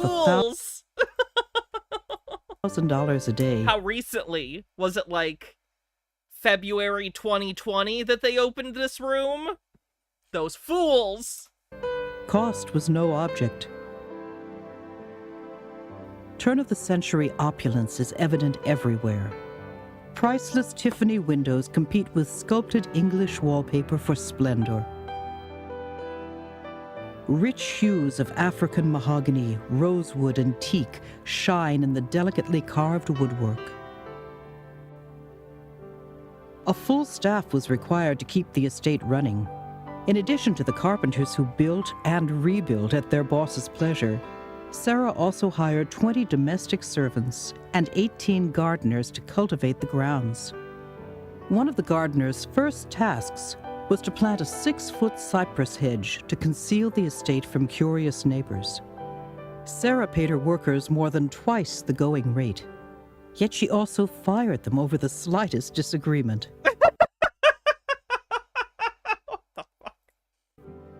Those who stayed on learned to cater to her whims. That's a yikes from me, dog. One of those whims was that she would under no circumstances be seen without her veil. This photo, taken secretly, was surely an exception. Sarah cloaked herself in mystery, and it is the eccentric qualities of the mansion that attract thousands of visitors today. The number 13 abounds.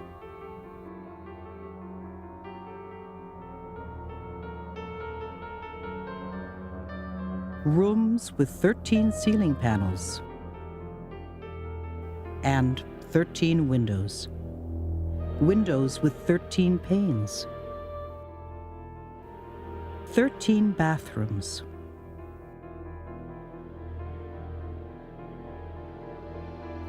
A glass window with 13 stones in a spiderweb pattern. And this German chandelier originally had 12 fixtures, but Sarah added a 13th to it. It looks shoddy, Seemingly too. unmysterious was the bell tower. It was known to toll at noon and 5 thanks p.m. for to subscribing on YouTube. Welcome. summon workers to their meals. Yet, neighbors claim that at midnight, the bell would toll again to summon Sarah to her nightly seance. Rumor has it that Sarah would 13 is good and bad luck depending on who you ask. That's the kind of thing with stuff like that. It's really subjective because it's all bullshit. So some people think 13 is good luck. steal through her Victorian labyrinth, disappearing into this blue seance room. There's only one way in, but there are 3 ways out. One is disguised as a closet, and another drops straight down to the kitchen sink on the level below. 13 coat hooks presumably awaited the cloaks of 13. If I was the editor, I would crack up when putting that, like, sound effect over the reveal of the coat hooks. Like, ooh, spooky coat hooks. 13 coat hooks, presumably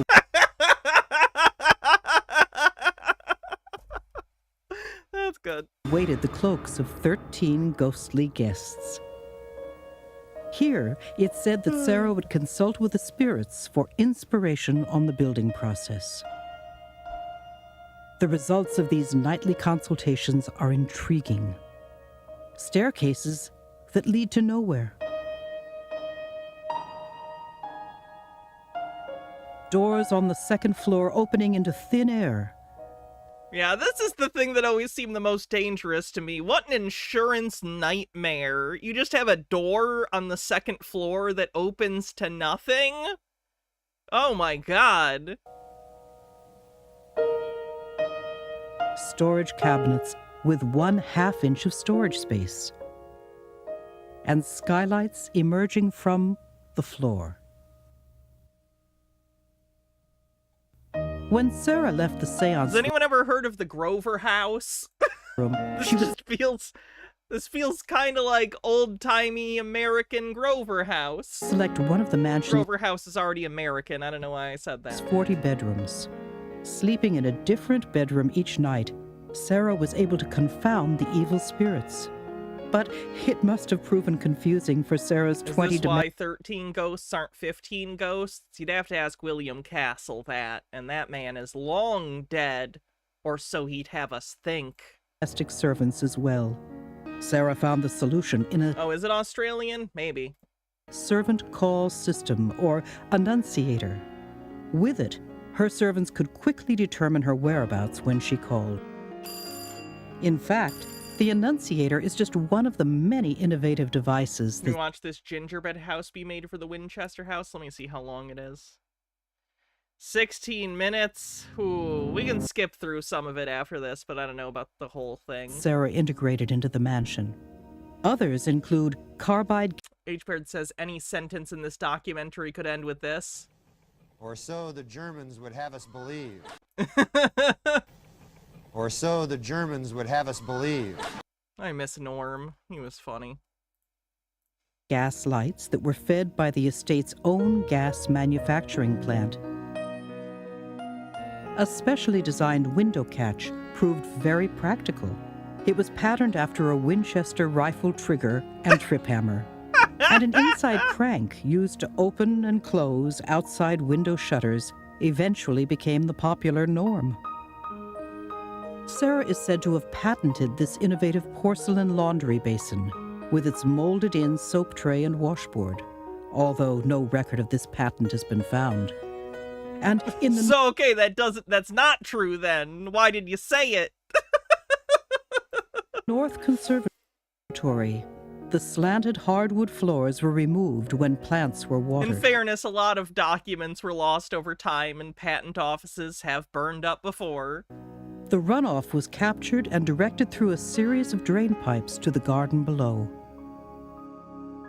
So in addition to her otherworldly leanings, Sarah also had a very practical nature. In fact, some of the architectural oddities in the mansion could have practical explanations as well as mystical. It is Virginia? For example, Okay. the odd switchback staircase that has 7 flights with 44 steps rising only 9 feet. Sarah requested the 2-inch easy risers to accommodate her arthritic condition. Oh, well, that makes sense.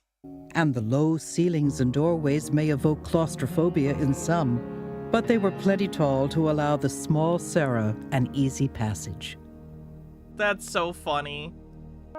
The grounds What do you tall people need ceilings higher than this? Fuck you! also provide testimony to Did I Sarah's see Junji Ito visiting this house? No. I love ambiguous Junji Ito, though. personality. The opulent, the mystical, and the practical are all present. Exquisite plants, trees, flowers, and shrubs grace the estate, imported from over 110 countries. From her gazebos, she could sit and enjoy her date palms, English yews, South American monkey puzzle tree, and Spanish firs. and the 4 fountains as they spread their glistening spray in the tranquil beauty created by Sarah. On the mystical side, there are 13 glass cupolas in the greenhouse and 13 fan palms lining the front driveway. The design on the estate's wrought iron front gates was thought to have a spiritualistic meaning for Sarah. Yet, we can only guess what that might have been.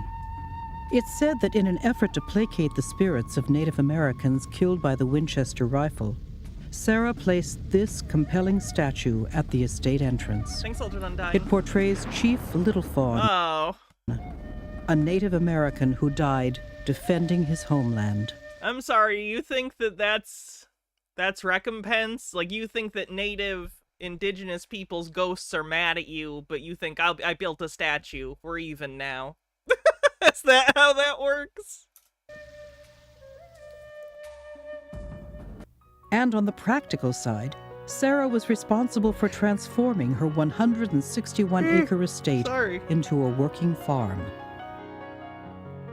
The orchards produced... Alright, we can move on from this now. I think we got enough about the house. Let's take a look at the gingerbread. An incredible effort. Which is... I just want to see the final product, because I don't want to, like, steal this lady's content of building it and stuff.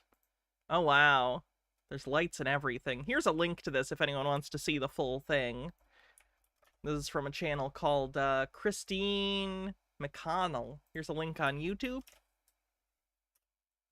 It's very impressive. Full of oddities like this. Oh, wow. The detail, even with the siding. Look at that. That's incredible. Wow. Oh, it's got interiors, too. Look at that. Wow. She is incredibly talented. Oh, it's Crunchy... This is from Crunchyroll. They're gonna get mad at me if I play that. Unfortunately.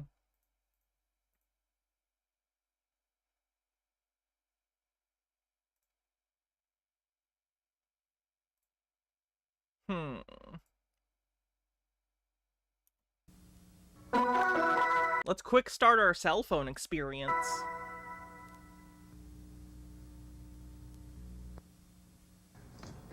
Welcome to Quick Start, a review of basic functions, services, That YouTuber, the gingerbread one, she had a Netflix show with puppets. Oh, nice. and accessories I like for puppets. new users of Ameritech cellular service and phones. This video will serve as a simple visual reference and review for new users. It should answer many questions and help you understand how your new Ameritech cellular phone and service works. The topics this video will cover include charging and care of your battery, making cellular calls, roaming, optional features, your first monthly bill, and accessories. We also suggest that you use your owner's manual, answer book, and other reference materials provided by Ameritech for more detailed answers to any questions you may have. You can also call a customer service representative on your cellular phone at *611. What if they don't know how to do that? What if that's their question? Time free, or 1-800-221-0994 on your home phone. Yeah, we've watched the Matthew Perry, Jennifer Aniston Windows 95 video on here before. If you have chosen Ameritech's pick-up-and-go cellular service, you will pay for calls by using a credit card or a prepaid calling card like this one.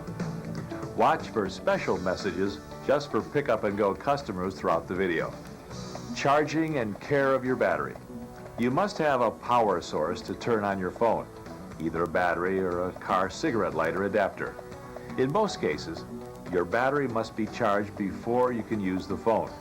To charge your battery, attach the battery to the phone by sliding it into place. Check to make sure the phone is off. Attach the power cord to the phone and plug it into an That power outlet. cord is insane. Look at it. Look at that fucking thing. What is that? Attach the power cord to the I thought Apple's charging thing was stupid. phone and plug it into an outlet.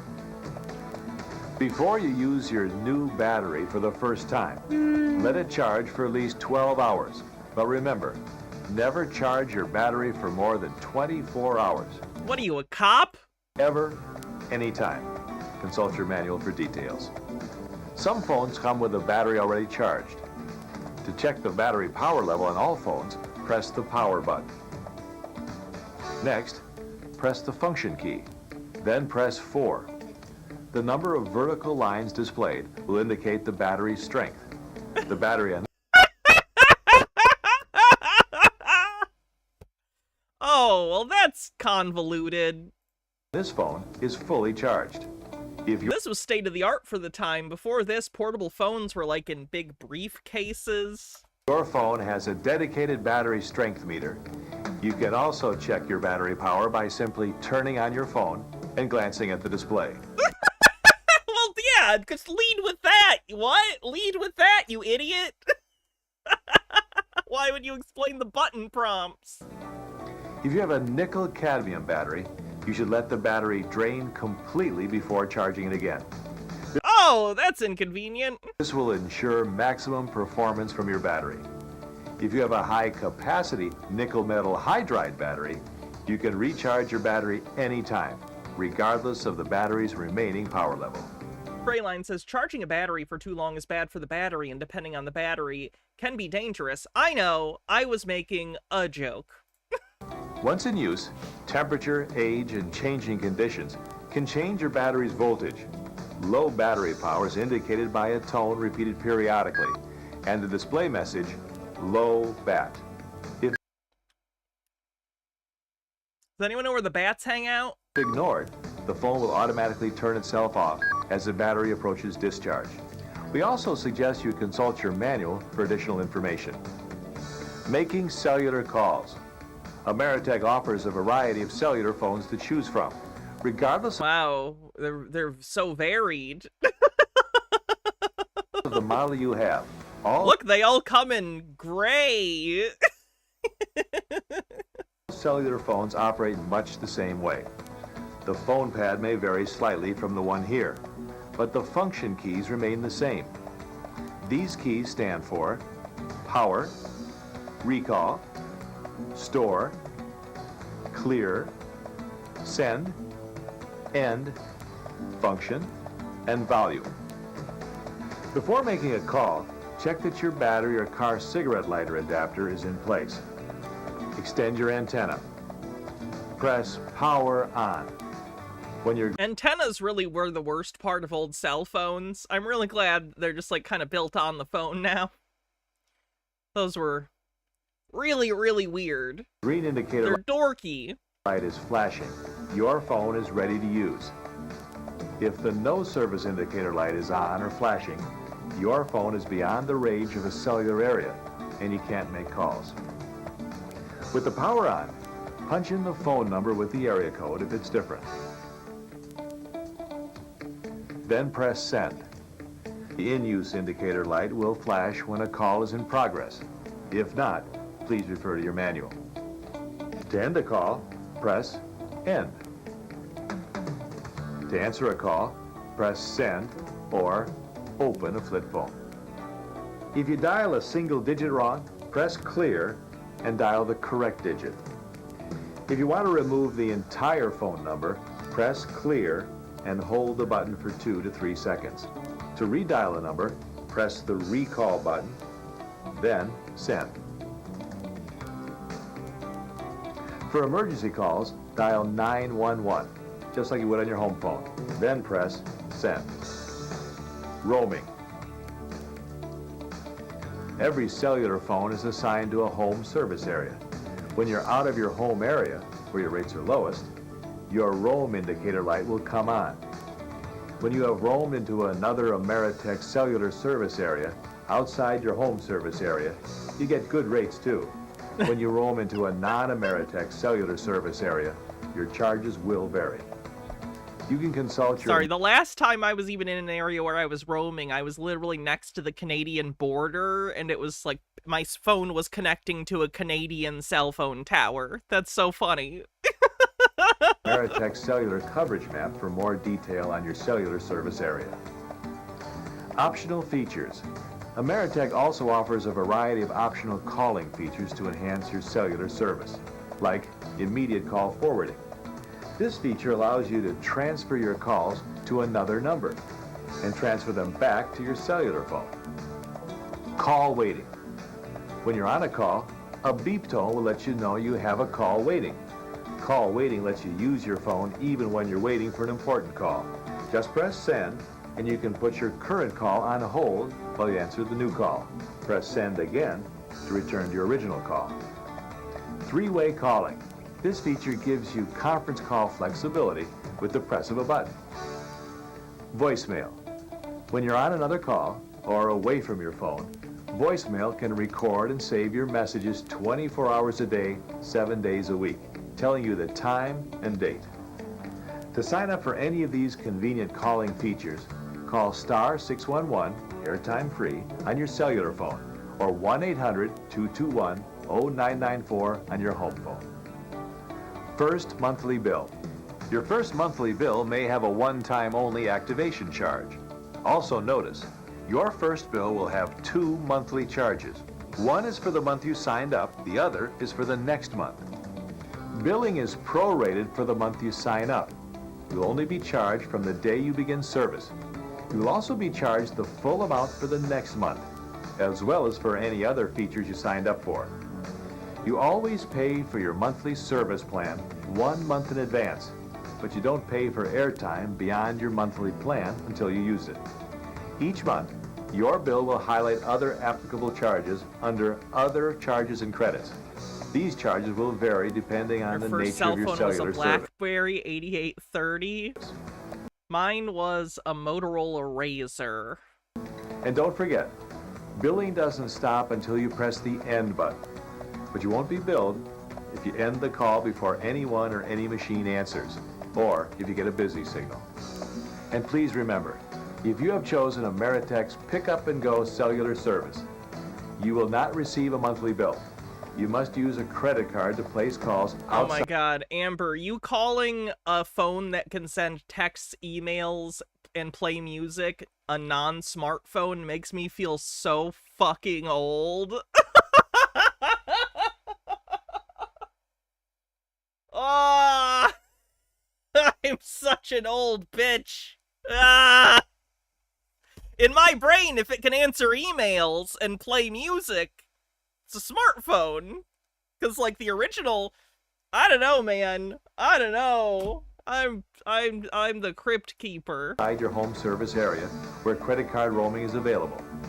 Optional calling features such as call waiting are not available. Accessories for your Ameritech cellular phone. Vehicle power charger.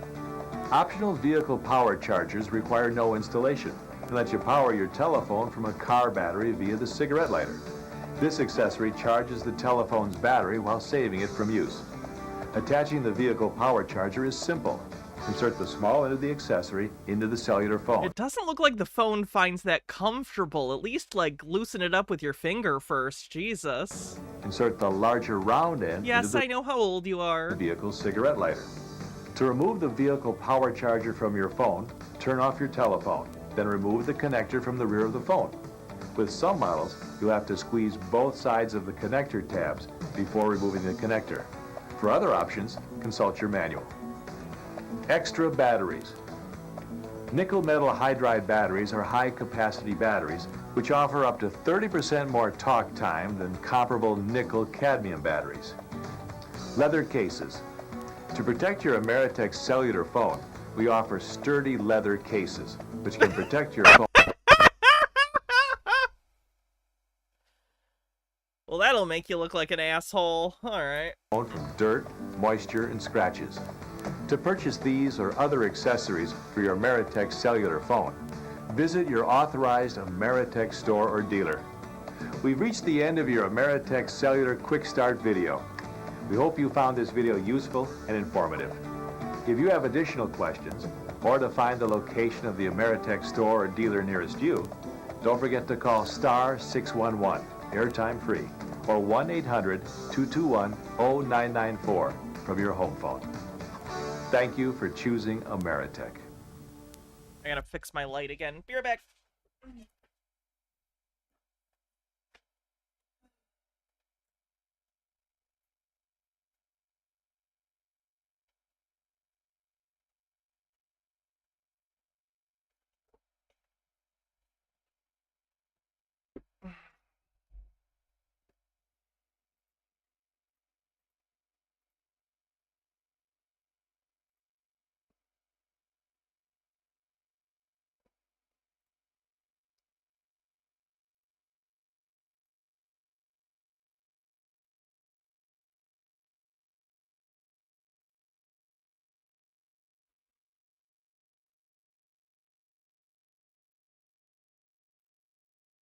Let's watch an episode of a sitcom. This is called Aliens in the Family. This was a failed TV pilot. You can tell from the opening they're going for kind of a Bewitched thing. At least that's the vibe I get.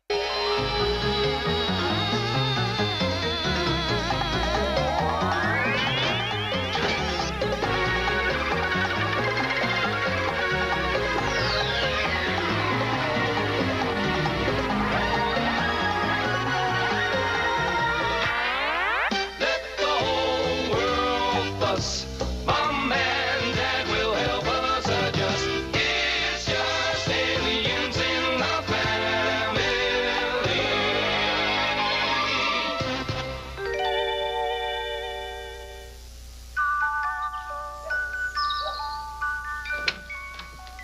Oh, he's still asleep. So, anyway, what made you decide to become an Annie? Well, I've just always loved babies. They're so sweet and innocent and cuddly. State your mission. Oh, sweetie, you're up. Hello there. What's your name? I am Bobot, the displeased. Oh, it's a good puppet, but I hate it. Like, it's a great puppet. It's a really good, fleshy puppet. It's just so off-putting. Oh, God. And I am Sally the nanny. Not funny. Derisive mimicry. Well, I was just trying... Silence. Let it go. Mrs. Brody, I have yet to meet the baby who hasn't fallen in love with me. I'm sure Bobette and I will get along just fine. Why don't I let you two get to know each other better? Mwah. Bring back Scorch. A lot of failed pilots seem to include puppetry. Have you noticed that? What shall we do today? I require pudding. Pudding? In the morning? Well, Sally doesn't think that's a very good idea.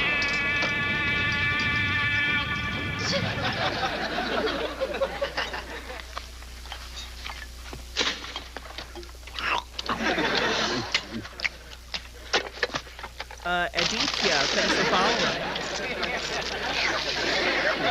Why'd you do that? There were crumbs in it. Maybe I wanted that toaster? Eat your own toaster.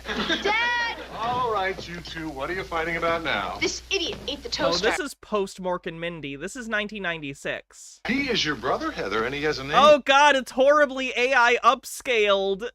Why is everyone uploading their shit with terrible AI upscales now? God damn it. Half the people who upload old VHS rips do this shit now. They run it through some awful fucking AI soup algorithm and it turns it into this. So I apologize. Name? What kind of a name is Spit? It's an old family name. He was named after my grandpa Spit. It happens to mean handsome warrior. Do you know what your name means on my planet, Heather? Or should I say, gum disease? Stop it, you're lying! Sweetie, we're trying to be a family here. But he only thinks of himself. He took forever in the shower this morning. I was rehydrating my spikes. They were droopy and lifeless. I don't wake up looking like this, you know. So that's where my moisturizing shampoo went. I didn't touch it. Then what happened to it?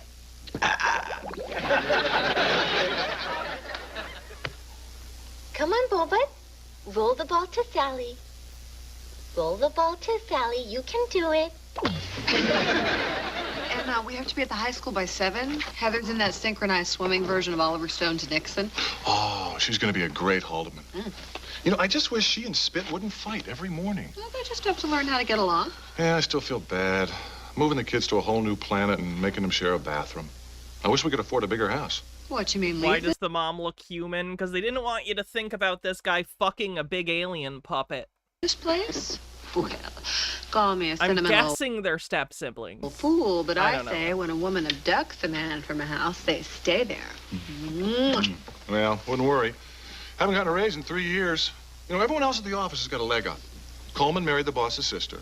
Renfield lets him win at golf. And let's not forget Townsend, the golden boy. Didn't he If create you're trying to pick random names for your script, Renfield is it's a choice. a new product line that made the company millions of dollars? Lucky stiff, coming up with an idea like that. Honey, Mr. Bellamy likes you. I mean, why would his wife invite me and Bobit to that play date today? Oh, look at it. What's wrong with his face? Today? Bobit, honey, Daddy loves you very much. So remember, don't hurt the boss's baby, because Daddy needs a promotion. Will you read me Pat the Bunny? Well, sure. Oh, Judy can pat the bunny. No, you pat the bunny. Pat, it likes that. Kissy. Mm.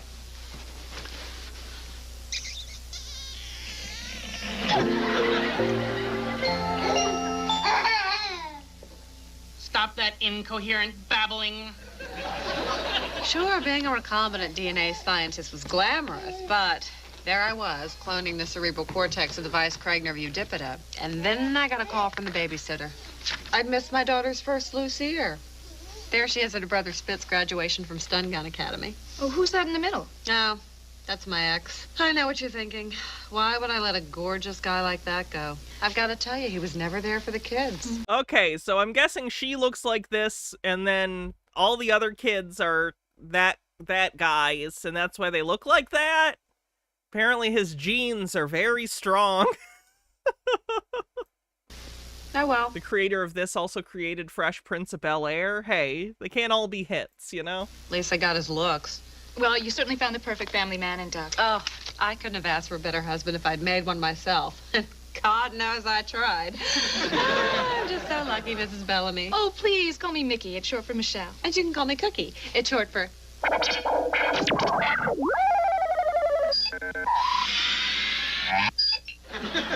Yeah, that joke doesn't work. What is Goo Goo? What is Gaga? Define. You leave me no choice. Enter this chamber. We're gonna lock up the baby? Okay. Our Pacific Rim marketing is a mess. If we don't straighten it out right away, we're going to be in deep... Give Daddy a promotion now.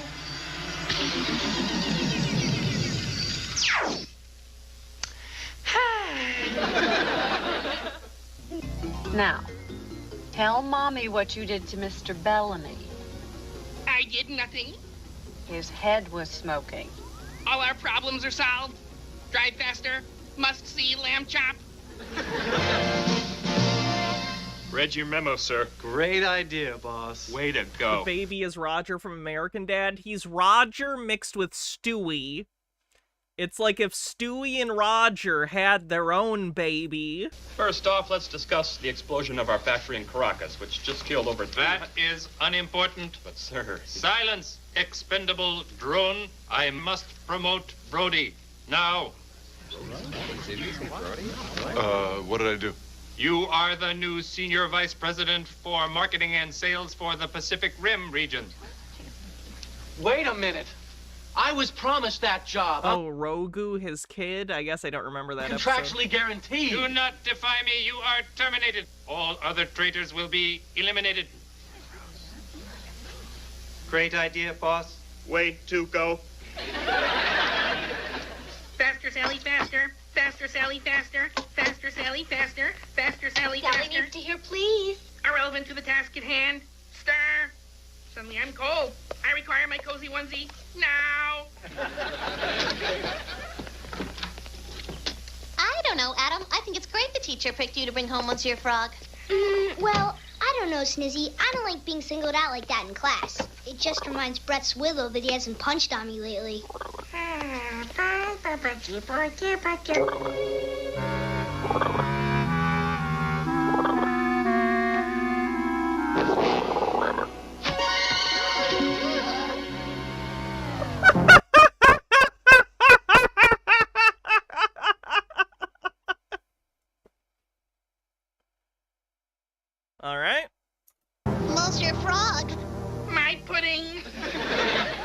So I had a conversation with Tiffany Kendall today.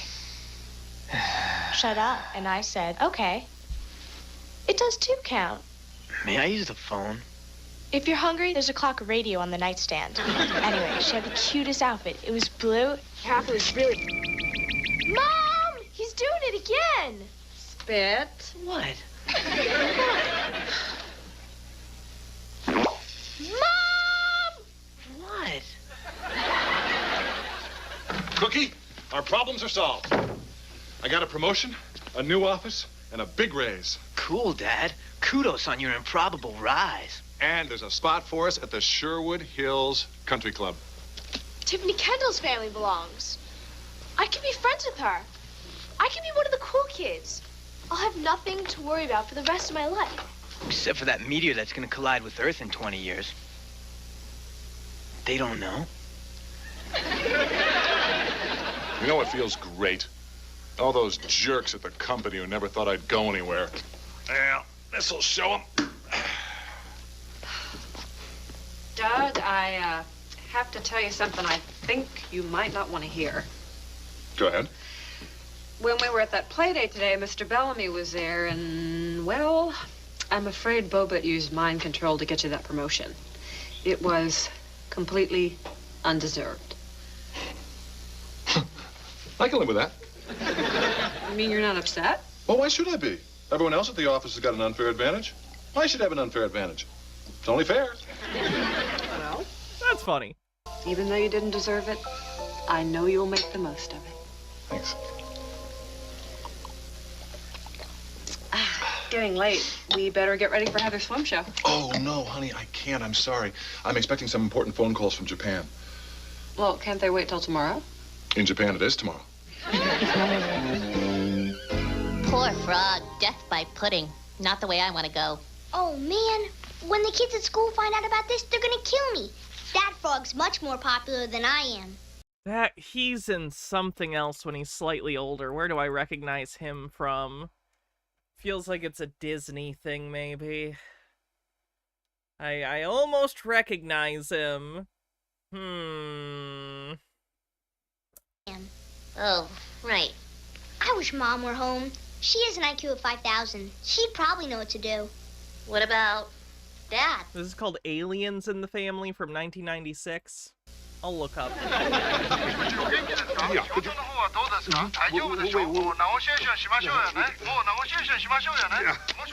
Guys, slow down. I know your language. The only Japanese word I know is sayonara. Dad, I got a problem. Not right now, guys. Please, I'm on the phone. Okay, I remember. His name's Chris Marquette. He was in Freddy vs. Jason. He was in The Girl Next Door. He was in Fanboys. Okay, that's what I remember him from.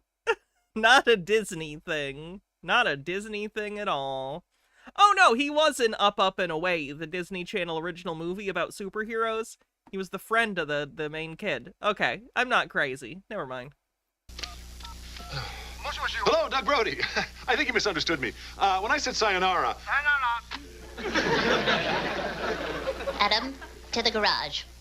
Wow, the chemistry sets in your planet sure come with a lot of cool stuff. We just take 2 rods of plutonium, bombard isotope 229, and recombine the DNA in the frog's 10th chromosome. Are you sure it's okay to do this?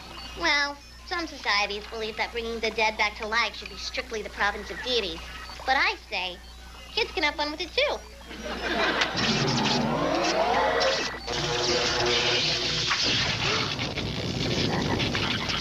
It's alive! Well, that was kind of the point.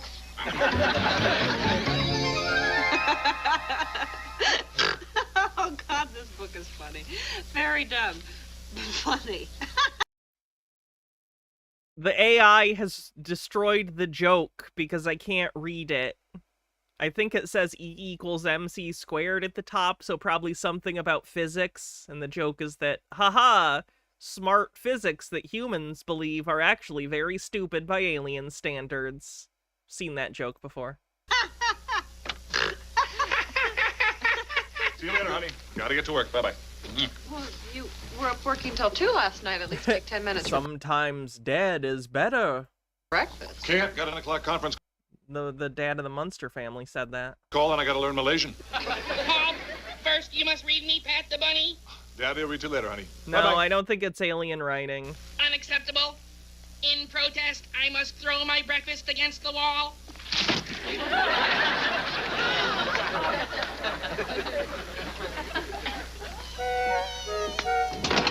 Come on, we're gonna miss the bus. Let's get the frog and go.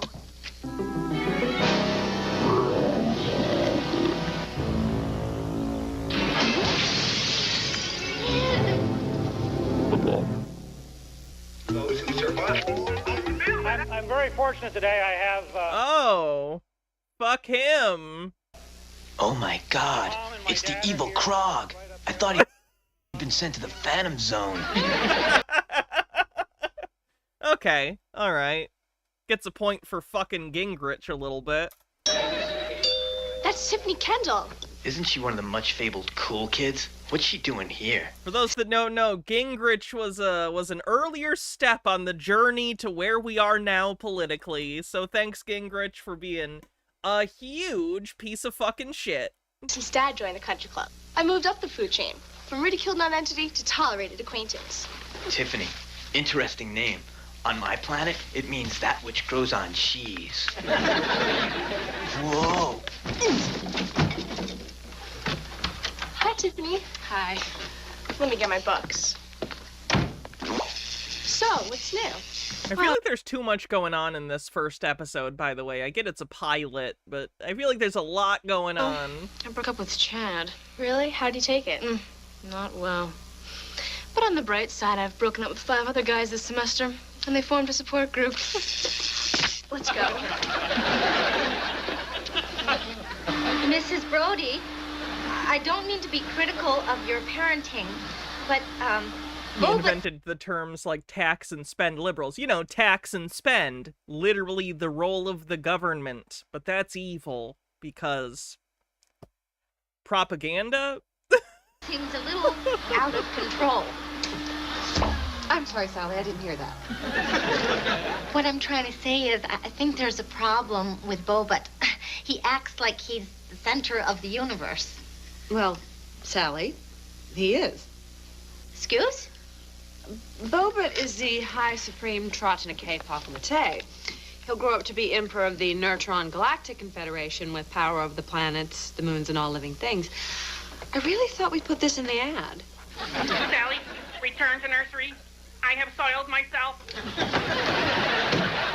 Excellent work, Brody. No one else has ever had the guts to say goodbye to the Japanese in the middle of a negotiation. Worked like a charm. Thanks, boss. I must promote you now. You are now in charge of South America, Central America, and the Benelux region. Expect a conference call in 4 minutes. Well, I'll do my best, Mr. Silence. I must hit the links. The mayor of Sherwood Hills has this to say, quote, "These reports of a giant frog wreaking havoc with its massive tongue are completely false. I urge all citizens to..."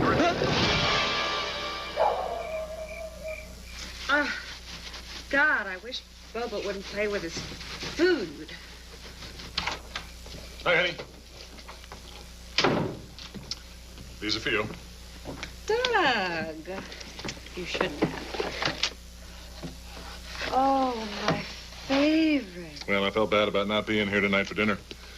It has been a doozy of a week. Well, let's try and have fun this weekend. Saturday's family day at the zoo, and the kids are dying to see the insect house. Cookie, Mr. Bellamy has invited all the vice presidents to the country club this weekend.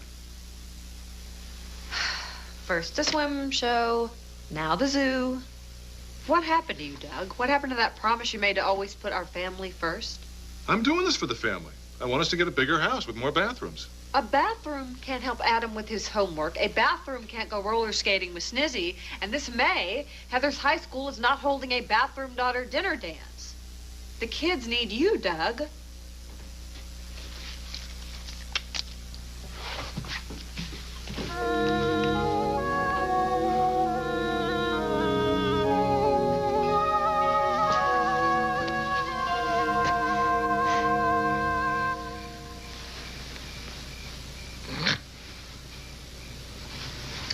Oh, Bobet. I'm sorry, honey. I didn't mean to wake you.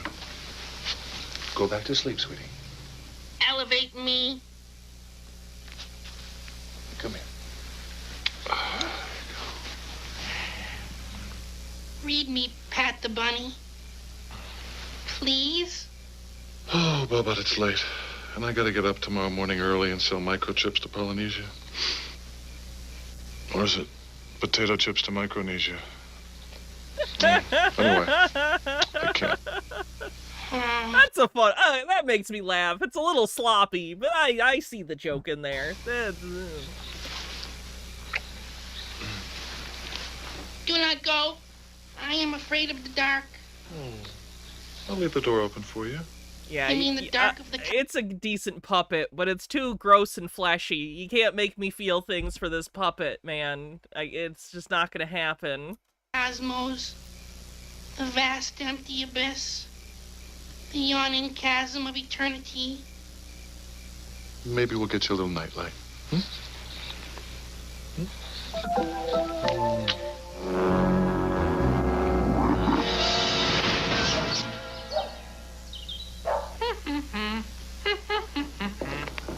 See, Cookie, I'm spending time with the family. We're all going to the country club together. You're not going there to be with the family. You're just going there to kiss Mr. Bellamy's arm. Sally, if you need anything, you've got the number. Do not leave me with child care provider. She is inferior. No.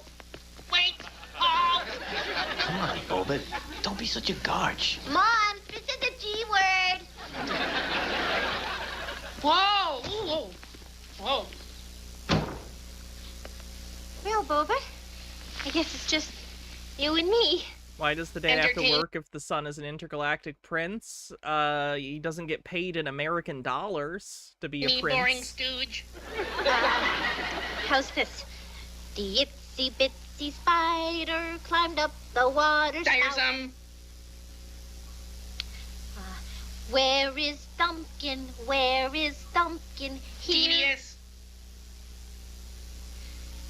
Pat a cake, baker's man. Bake me a cake as fast as you can. Pat it and prick it and mark it with the B and put it in the oven for Bobette and me. Repeat. Brazilian melody playing in my heart. I sure could use some waffles, boys. Well, anyway, Tiff, we're looking at a new house. 4 bedrooms, 8 bathrooms. Hey, Blue Boy. I sure could use some maple syrup. I suggest you drill a hole in a tree and suck it out. That's your brother, isn't it? Yes, Tiffany, but... No boy has ever spoken to me like that before. I can explain. It's very sexy. Really? There's something very dangerous about him. Well, yeah, he exhales carbon monoxide. I must have him. Get him to dance with me. Whatever. Not... Back in a sec. Spit, I need your help. Tiffany likes you. Be still, my stomach. What a dog. What is with you Earth girls and all this hair? What do you mean? Mom has a lot of hair. Hey, she has a glandular problem. Would this count as bestiality? I don't think so. He's an alien. That's more Monster Boy territory. Look, I take back all in my opinion. the things I've said about you. Just dance with her, all right? That would be oddly altruistic of me. There's a big difference between monster fuckers and furries. That's a fact. All right, what do you want? I say that as a monster fucker. You know that car Dad's gonna get you when you turn 16? Yeah? I'd like to eat it. Fine. Tiffany, this is my brother Spit. Spit? La la la la la, copyrighted music. It suits you. No, not my wife. Dance.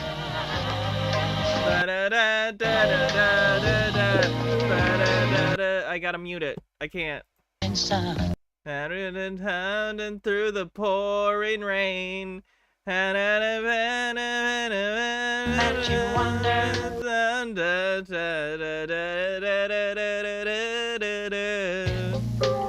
And it comes in... Oh, that's true. Come on, what's the matter? I want the old Doug back. This is the old Doug. I just want what's best for our family, and now we've got it. I mean, it doesn't get any better than this, huh? Cookie.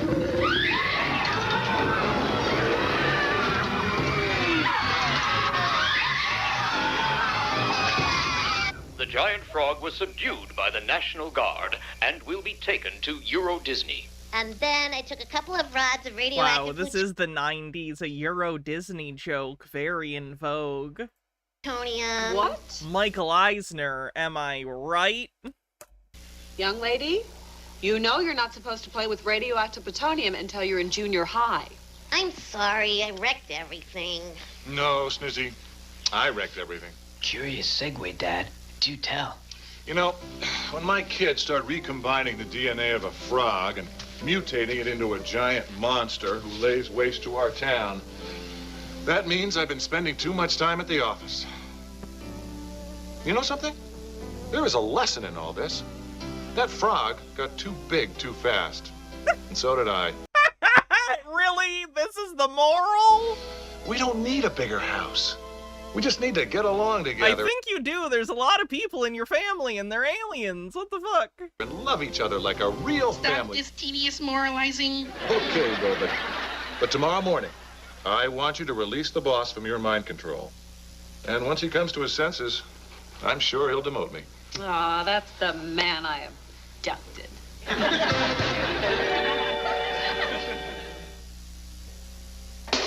I require more comedy, therefore TGIF Oh, must this was on TGIF? Oh, fuck. continue now. Patty cake, baker's man. Yeah, this was really bad. This is one of the worst sitcom, like, pilots we've watched. We've watched some that I think could have done better with more opportunities. Even Scorched, I thought, deserved better. This did not. This sucked. This wasn't funny. The characters are unlikable. This sucks. And bake me a cake as fast as you can. The only thing I'll say is the puppets are pretty good.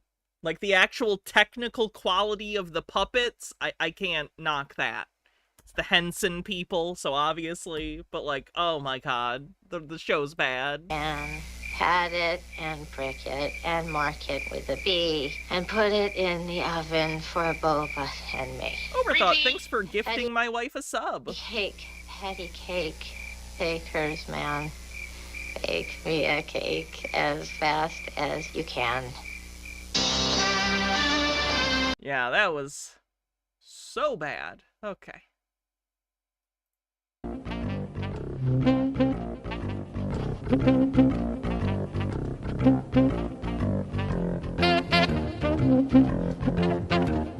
No, I'm not including the MAGA sitcom. I barely count that as a real show. In fact, I don't count that as a real show.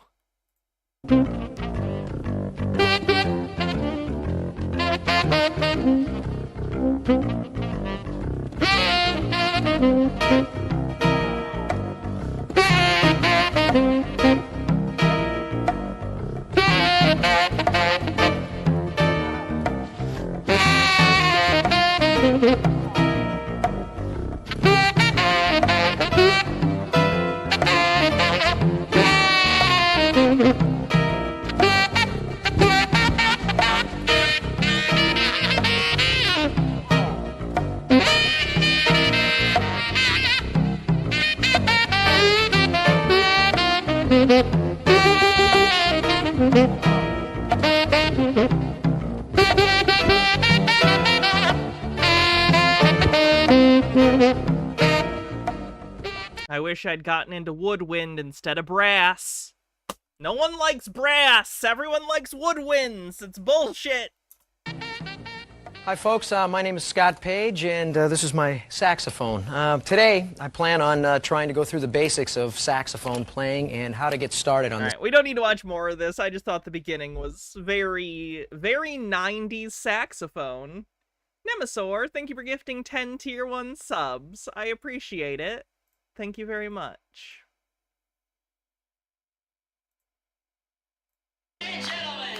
Children of all ages, please welcome the renowned star of our show, the one, the only, world famous clown, Ronald McDonald.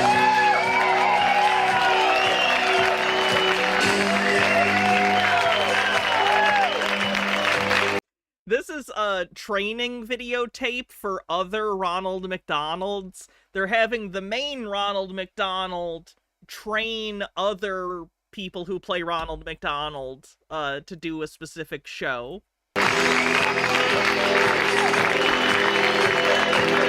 And he is in character. Hello,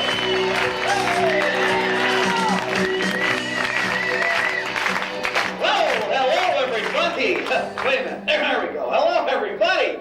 We're going to change it back to the circus kind of feel here, and I'm glad all you kids are here today. And remember, you're kids, not smart aleck moms and dads, right? Okay. Well, I think we're ready. We've got a special treat for you here. The seats are filled. Let's start the magical circus.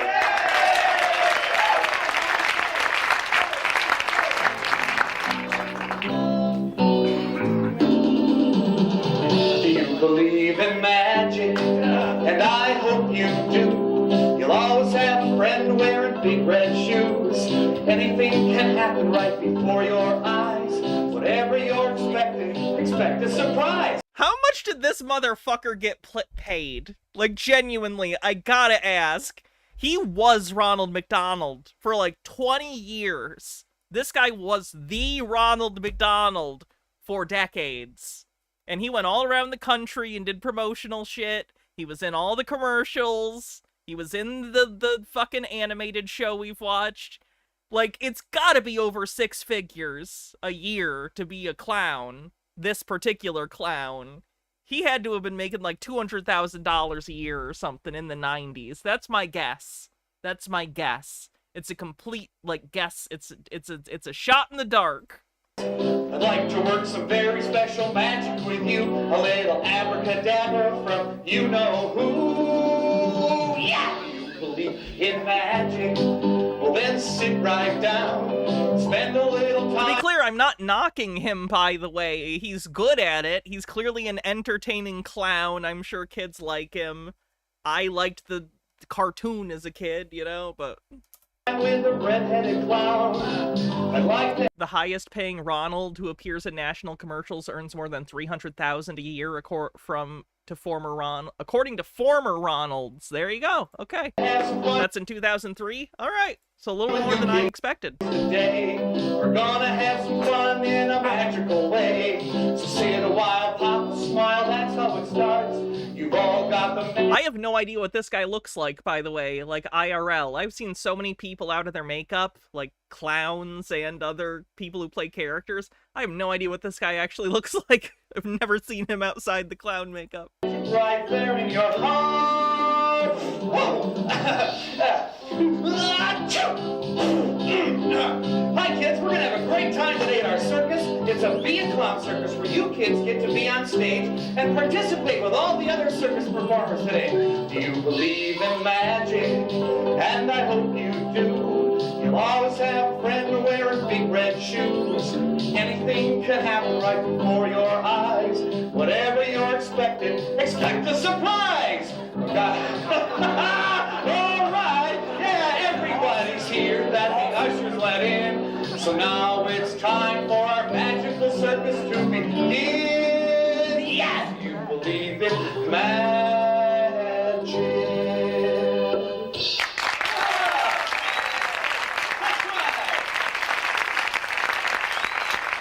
That's right.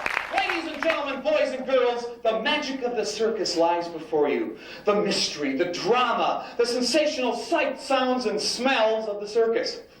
Yes, today we've got a great show for you right here under the big top. Hey, where'd the big top go? I think the big top made a pit stop at the tent shop. Anyhow, today,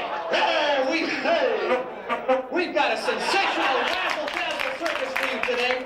But before we begin, I'd like to bring up the man who's responsible today for our circus, the host here. He's the manager of the Oak Brook McDonald's. I'd like to bring up our manager today, right here, Mr. Rob Preskins. Would you come up here, Rob? It's funny he had to read his name tag. Glad you're here. Say, you've always enjoyed the circus since you were a kid, haven't you? I was a kid. Yes, and what were some of the different acts in the circus that you enjoyed? Trapeze. Trapeze, yes. What? The lions digging the hill. How about elephants? Yeah, the elephants too. Hey, they smell great. Did you say elephants? Let's hear all you kids do elephants. All right. Say, I bet you're wondering if we have elephants here today. Yeah, I was wondering that. Well, I'm sorry we don't. They couldn't pack their trunks in time. But we do have a sensational circus for you. I'm wondering where he's getting the honking sound. Does he have a thing in his shoe where if he leans on it in a specific way, it does a little honk, honk, honk? I'm trying to figure out where he's doing it from. And you know what? I was just thinking because I'm not noticing anything in his hand or anything. Rob, is that all the kids here today have their faces painted. But you know what? I noticed you don't have your face painted. Kids, do you think Mr. Preskin should have his face painted? What year is this from? 1992.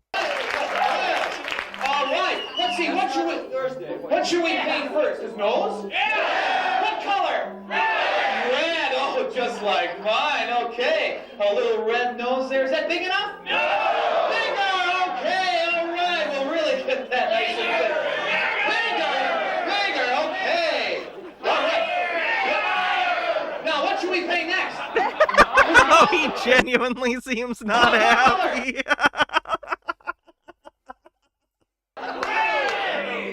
Green. We don't have green here today, but we're gonna do nice blue mouth here. Oh yeah. Boy. Is he not a plant? He's the manager of the McDonald's they're doing this at, or remember when whatever. Kids paint faces. Don't leave the paint things open for 3 hours, because then they don't paint very well. What else should we paint? His eyebrows. Okay, what color? Yellow. Oh, one of my favorite colors. Yeah, yellow. Sure. And what else? His cheeks? His cheeks, all right, here, we'll put some on his cheeks here. We'll give him some freckles, yeah. All right, should we paint his hair? No, I think he looks just fine right now. Jack Dopke played Ronald in 1992. This is what he looks like. This is him? Wow. Doesn't look a thing like Ronald. That's crazy. Like, it's him. I believe you. Like, I believe this. It's just, like, the makeup and the wig and everything really changes how he looks. I guess he's got kind of a generic face anyway, so that might be why. In fact, he's a work of art, and I'm going to ask our crew person here from the local McDonald's to take a little picture of us.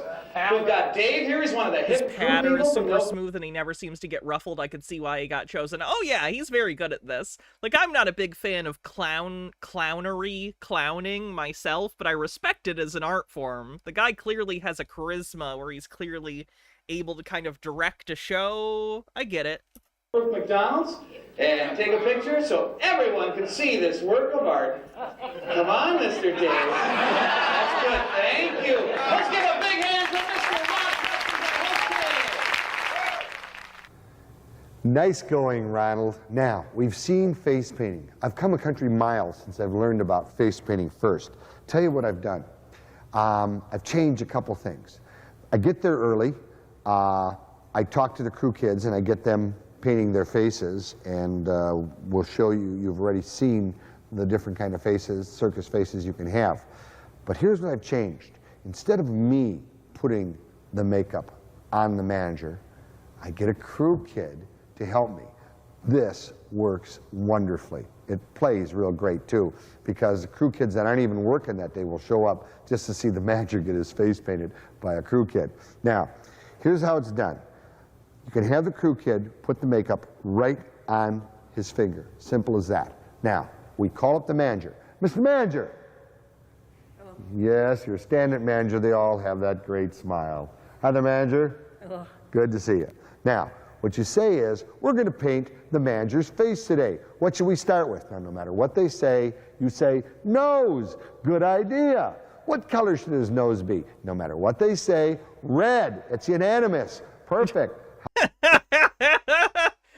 How's that? You're not supposed to tell him you're bullshitting. Shh. And they're going to say, more. So you're going to put on a little more. Then they're going to say, is that enough? And they're going to say, more. And you can say, I don't think I have that much makeup. Just kidding. Anyway, now you put on a little more. Don't get too crazy. That'd be just about enough right there. One finger's gone. What color should his mouth be? Blue. Exactly. Everybody wants blue. Now, just like you draw the kid's mouth so that they can still eat or have a cup of coffee, you do it underneath their lower lip so that their mouth is clear. Do yourself a favor. Cover the manager off with this. Tell him it's going to be painless and it's going to be a lot of fun, and tell him that at the end of this, you're going to take a Polaroid picture together and he'll have it on his desk forever. What if the manager is an asshole and doesn't have a sense of humor about themselves? This can be a lot of I say this as someone who worked at McDonald's when I was younger and had a really shitty manager. fun. You most definitely don't want him to think that you're putting him down. What color should his cheeks be? White, exactly. Let's put a little white right here, a little dot, and a little white right here. There. All right, we can move on from this. I thought it was cute, though. Let's see how many celebrities are in this Earth Day special from 1990. After this, we're probably going to call it a night and move on to the Patreon and YouTube member show. So let's check it out. Day is? What, Valentine's Day? Your birthday? No, it's Earth Day. Earth Day? What the hell is Earth Day? Come here, sit down. No, I gotta go, Paul. Listen to me. I've been reading a lot about the environment, and nature, and what we've been doing to this planet. That's great. You can tell me about it, but I gotta go. No, because there's a television show on about it right now. Wait a minute. You expect me to sit here and watch a TV show about nature? You got it.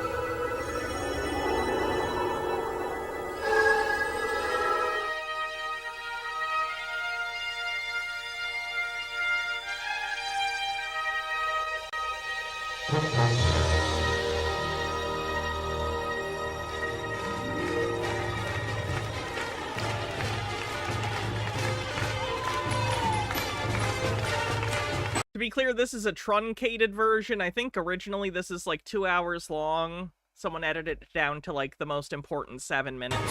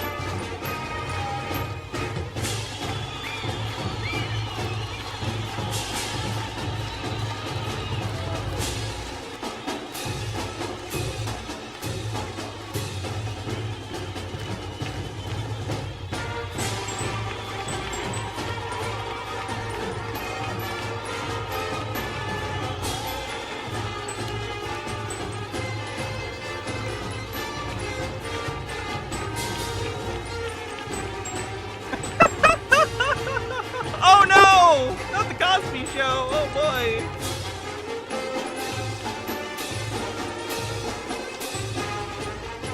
The 20th anniversary of Earth Day. Celebration?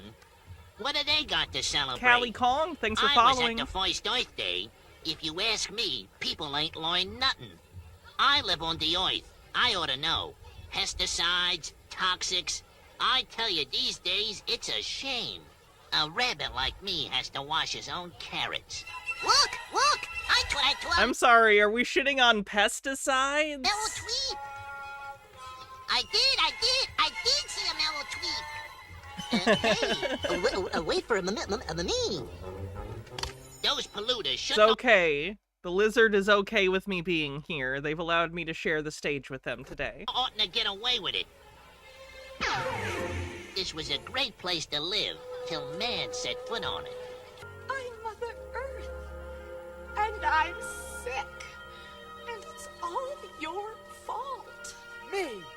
Why is it always my fault? Nuclear energy. There's some wonderful. Hey, of course it has a few waste products. You put it in the ground and nature goes, get it back. Dr. Spengler, can you tell us why you're here tonight? Yes, I can, Julie. Will you?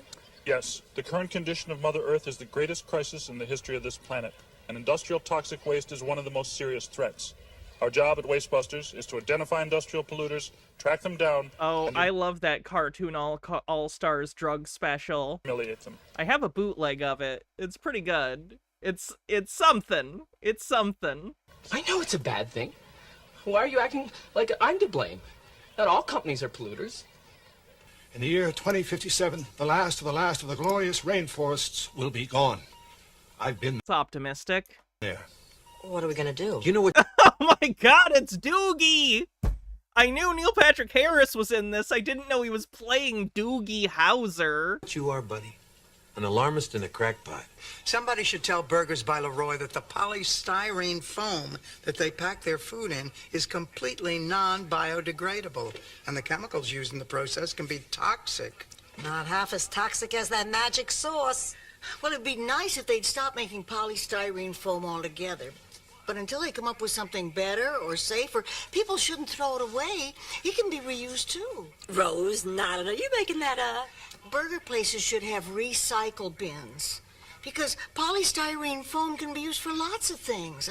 Park benches, cases for videotapes. And I've always had my suspicions about rice cakes. Hey, Uncle Kermit, this Earth Day show makes it look like things are pretty bad for the people. Yeah. Well, actually, it's worse for the animals. You mean like us? Well, what's all this stuff doing to us? It's killing us off. Do you think the world's really coming to an end? Yeah. My dad says it's all a bunch of bull. For you. What?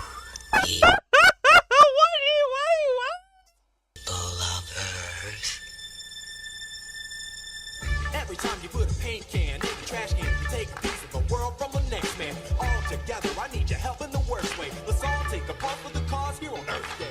Toxins boxing, blowing out the atmosphere. Greenhouse effect. You wanna live here? Well, you got no choice, the Earth's our home. Stop polluting, fool, inspect your dome. The true fact is we're living on overkill. You bought a new house, it's on a landfill. The environment's getting better already, huh? So what are you gonna do with that cup when you're finished? No, man. You're gonna recycle it. You know Americans only recycle 1% of their plastic items. Did you know that? No. Mrs. Rhodes, how long can the Earth survive if we don't start doing this? Who knows? Maybe as little as 100 years. So what's the rush? 100 years? Hell, we'll all be dead by then. Yes! That's a good shot. I know. That's a really good shot. Oh, I know what I could do.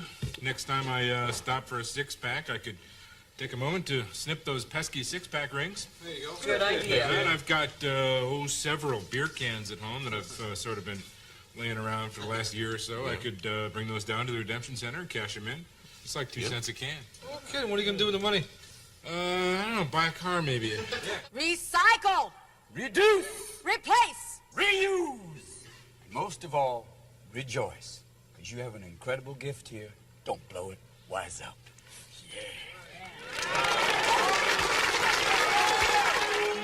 And everything got worse. Take shorter showers. Remember, shower with a friend. Repair leaky faucets. Carpool.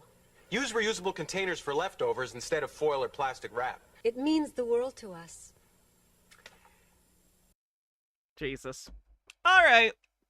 Thank you everyone for another wonderful VHS Vault stream. I always have fun doing these. We are going to be doing the Patreon and YouTube member stream after this, so, get ready for that. If you're a YouTube member, you can find the link. It's going to be posted in the community tab on YouTube. That's where the link's going to be. On Patreon, it'll be on the Patreon feed. So I will do that. I'll probably take 15-20 minutes, maybe grab something to eat, refill my water, stretch my legs, and then we'll come back and we'll watch a movie, okay? Alright.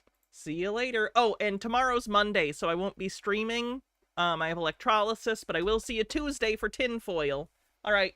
Have a great night, everyone. Oh, wait, that didn't work. Let me try that again. I copy-pasted the wrong thing. What are we doing? We're going to watch a movie. I'm not sure what yet. I'll probably have you guys pick the movie. I'll have some options, and you guys can... I'll do a poll. All right. See some of y'all soon. The rest I'll see Tuesday. Bye, everyone.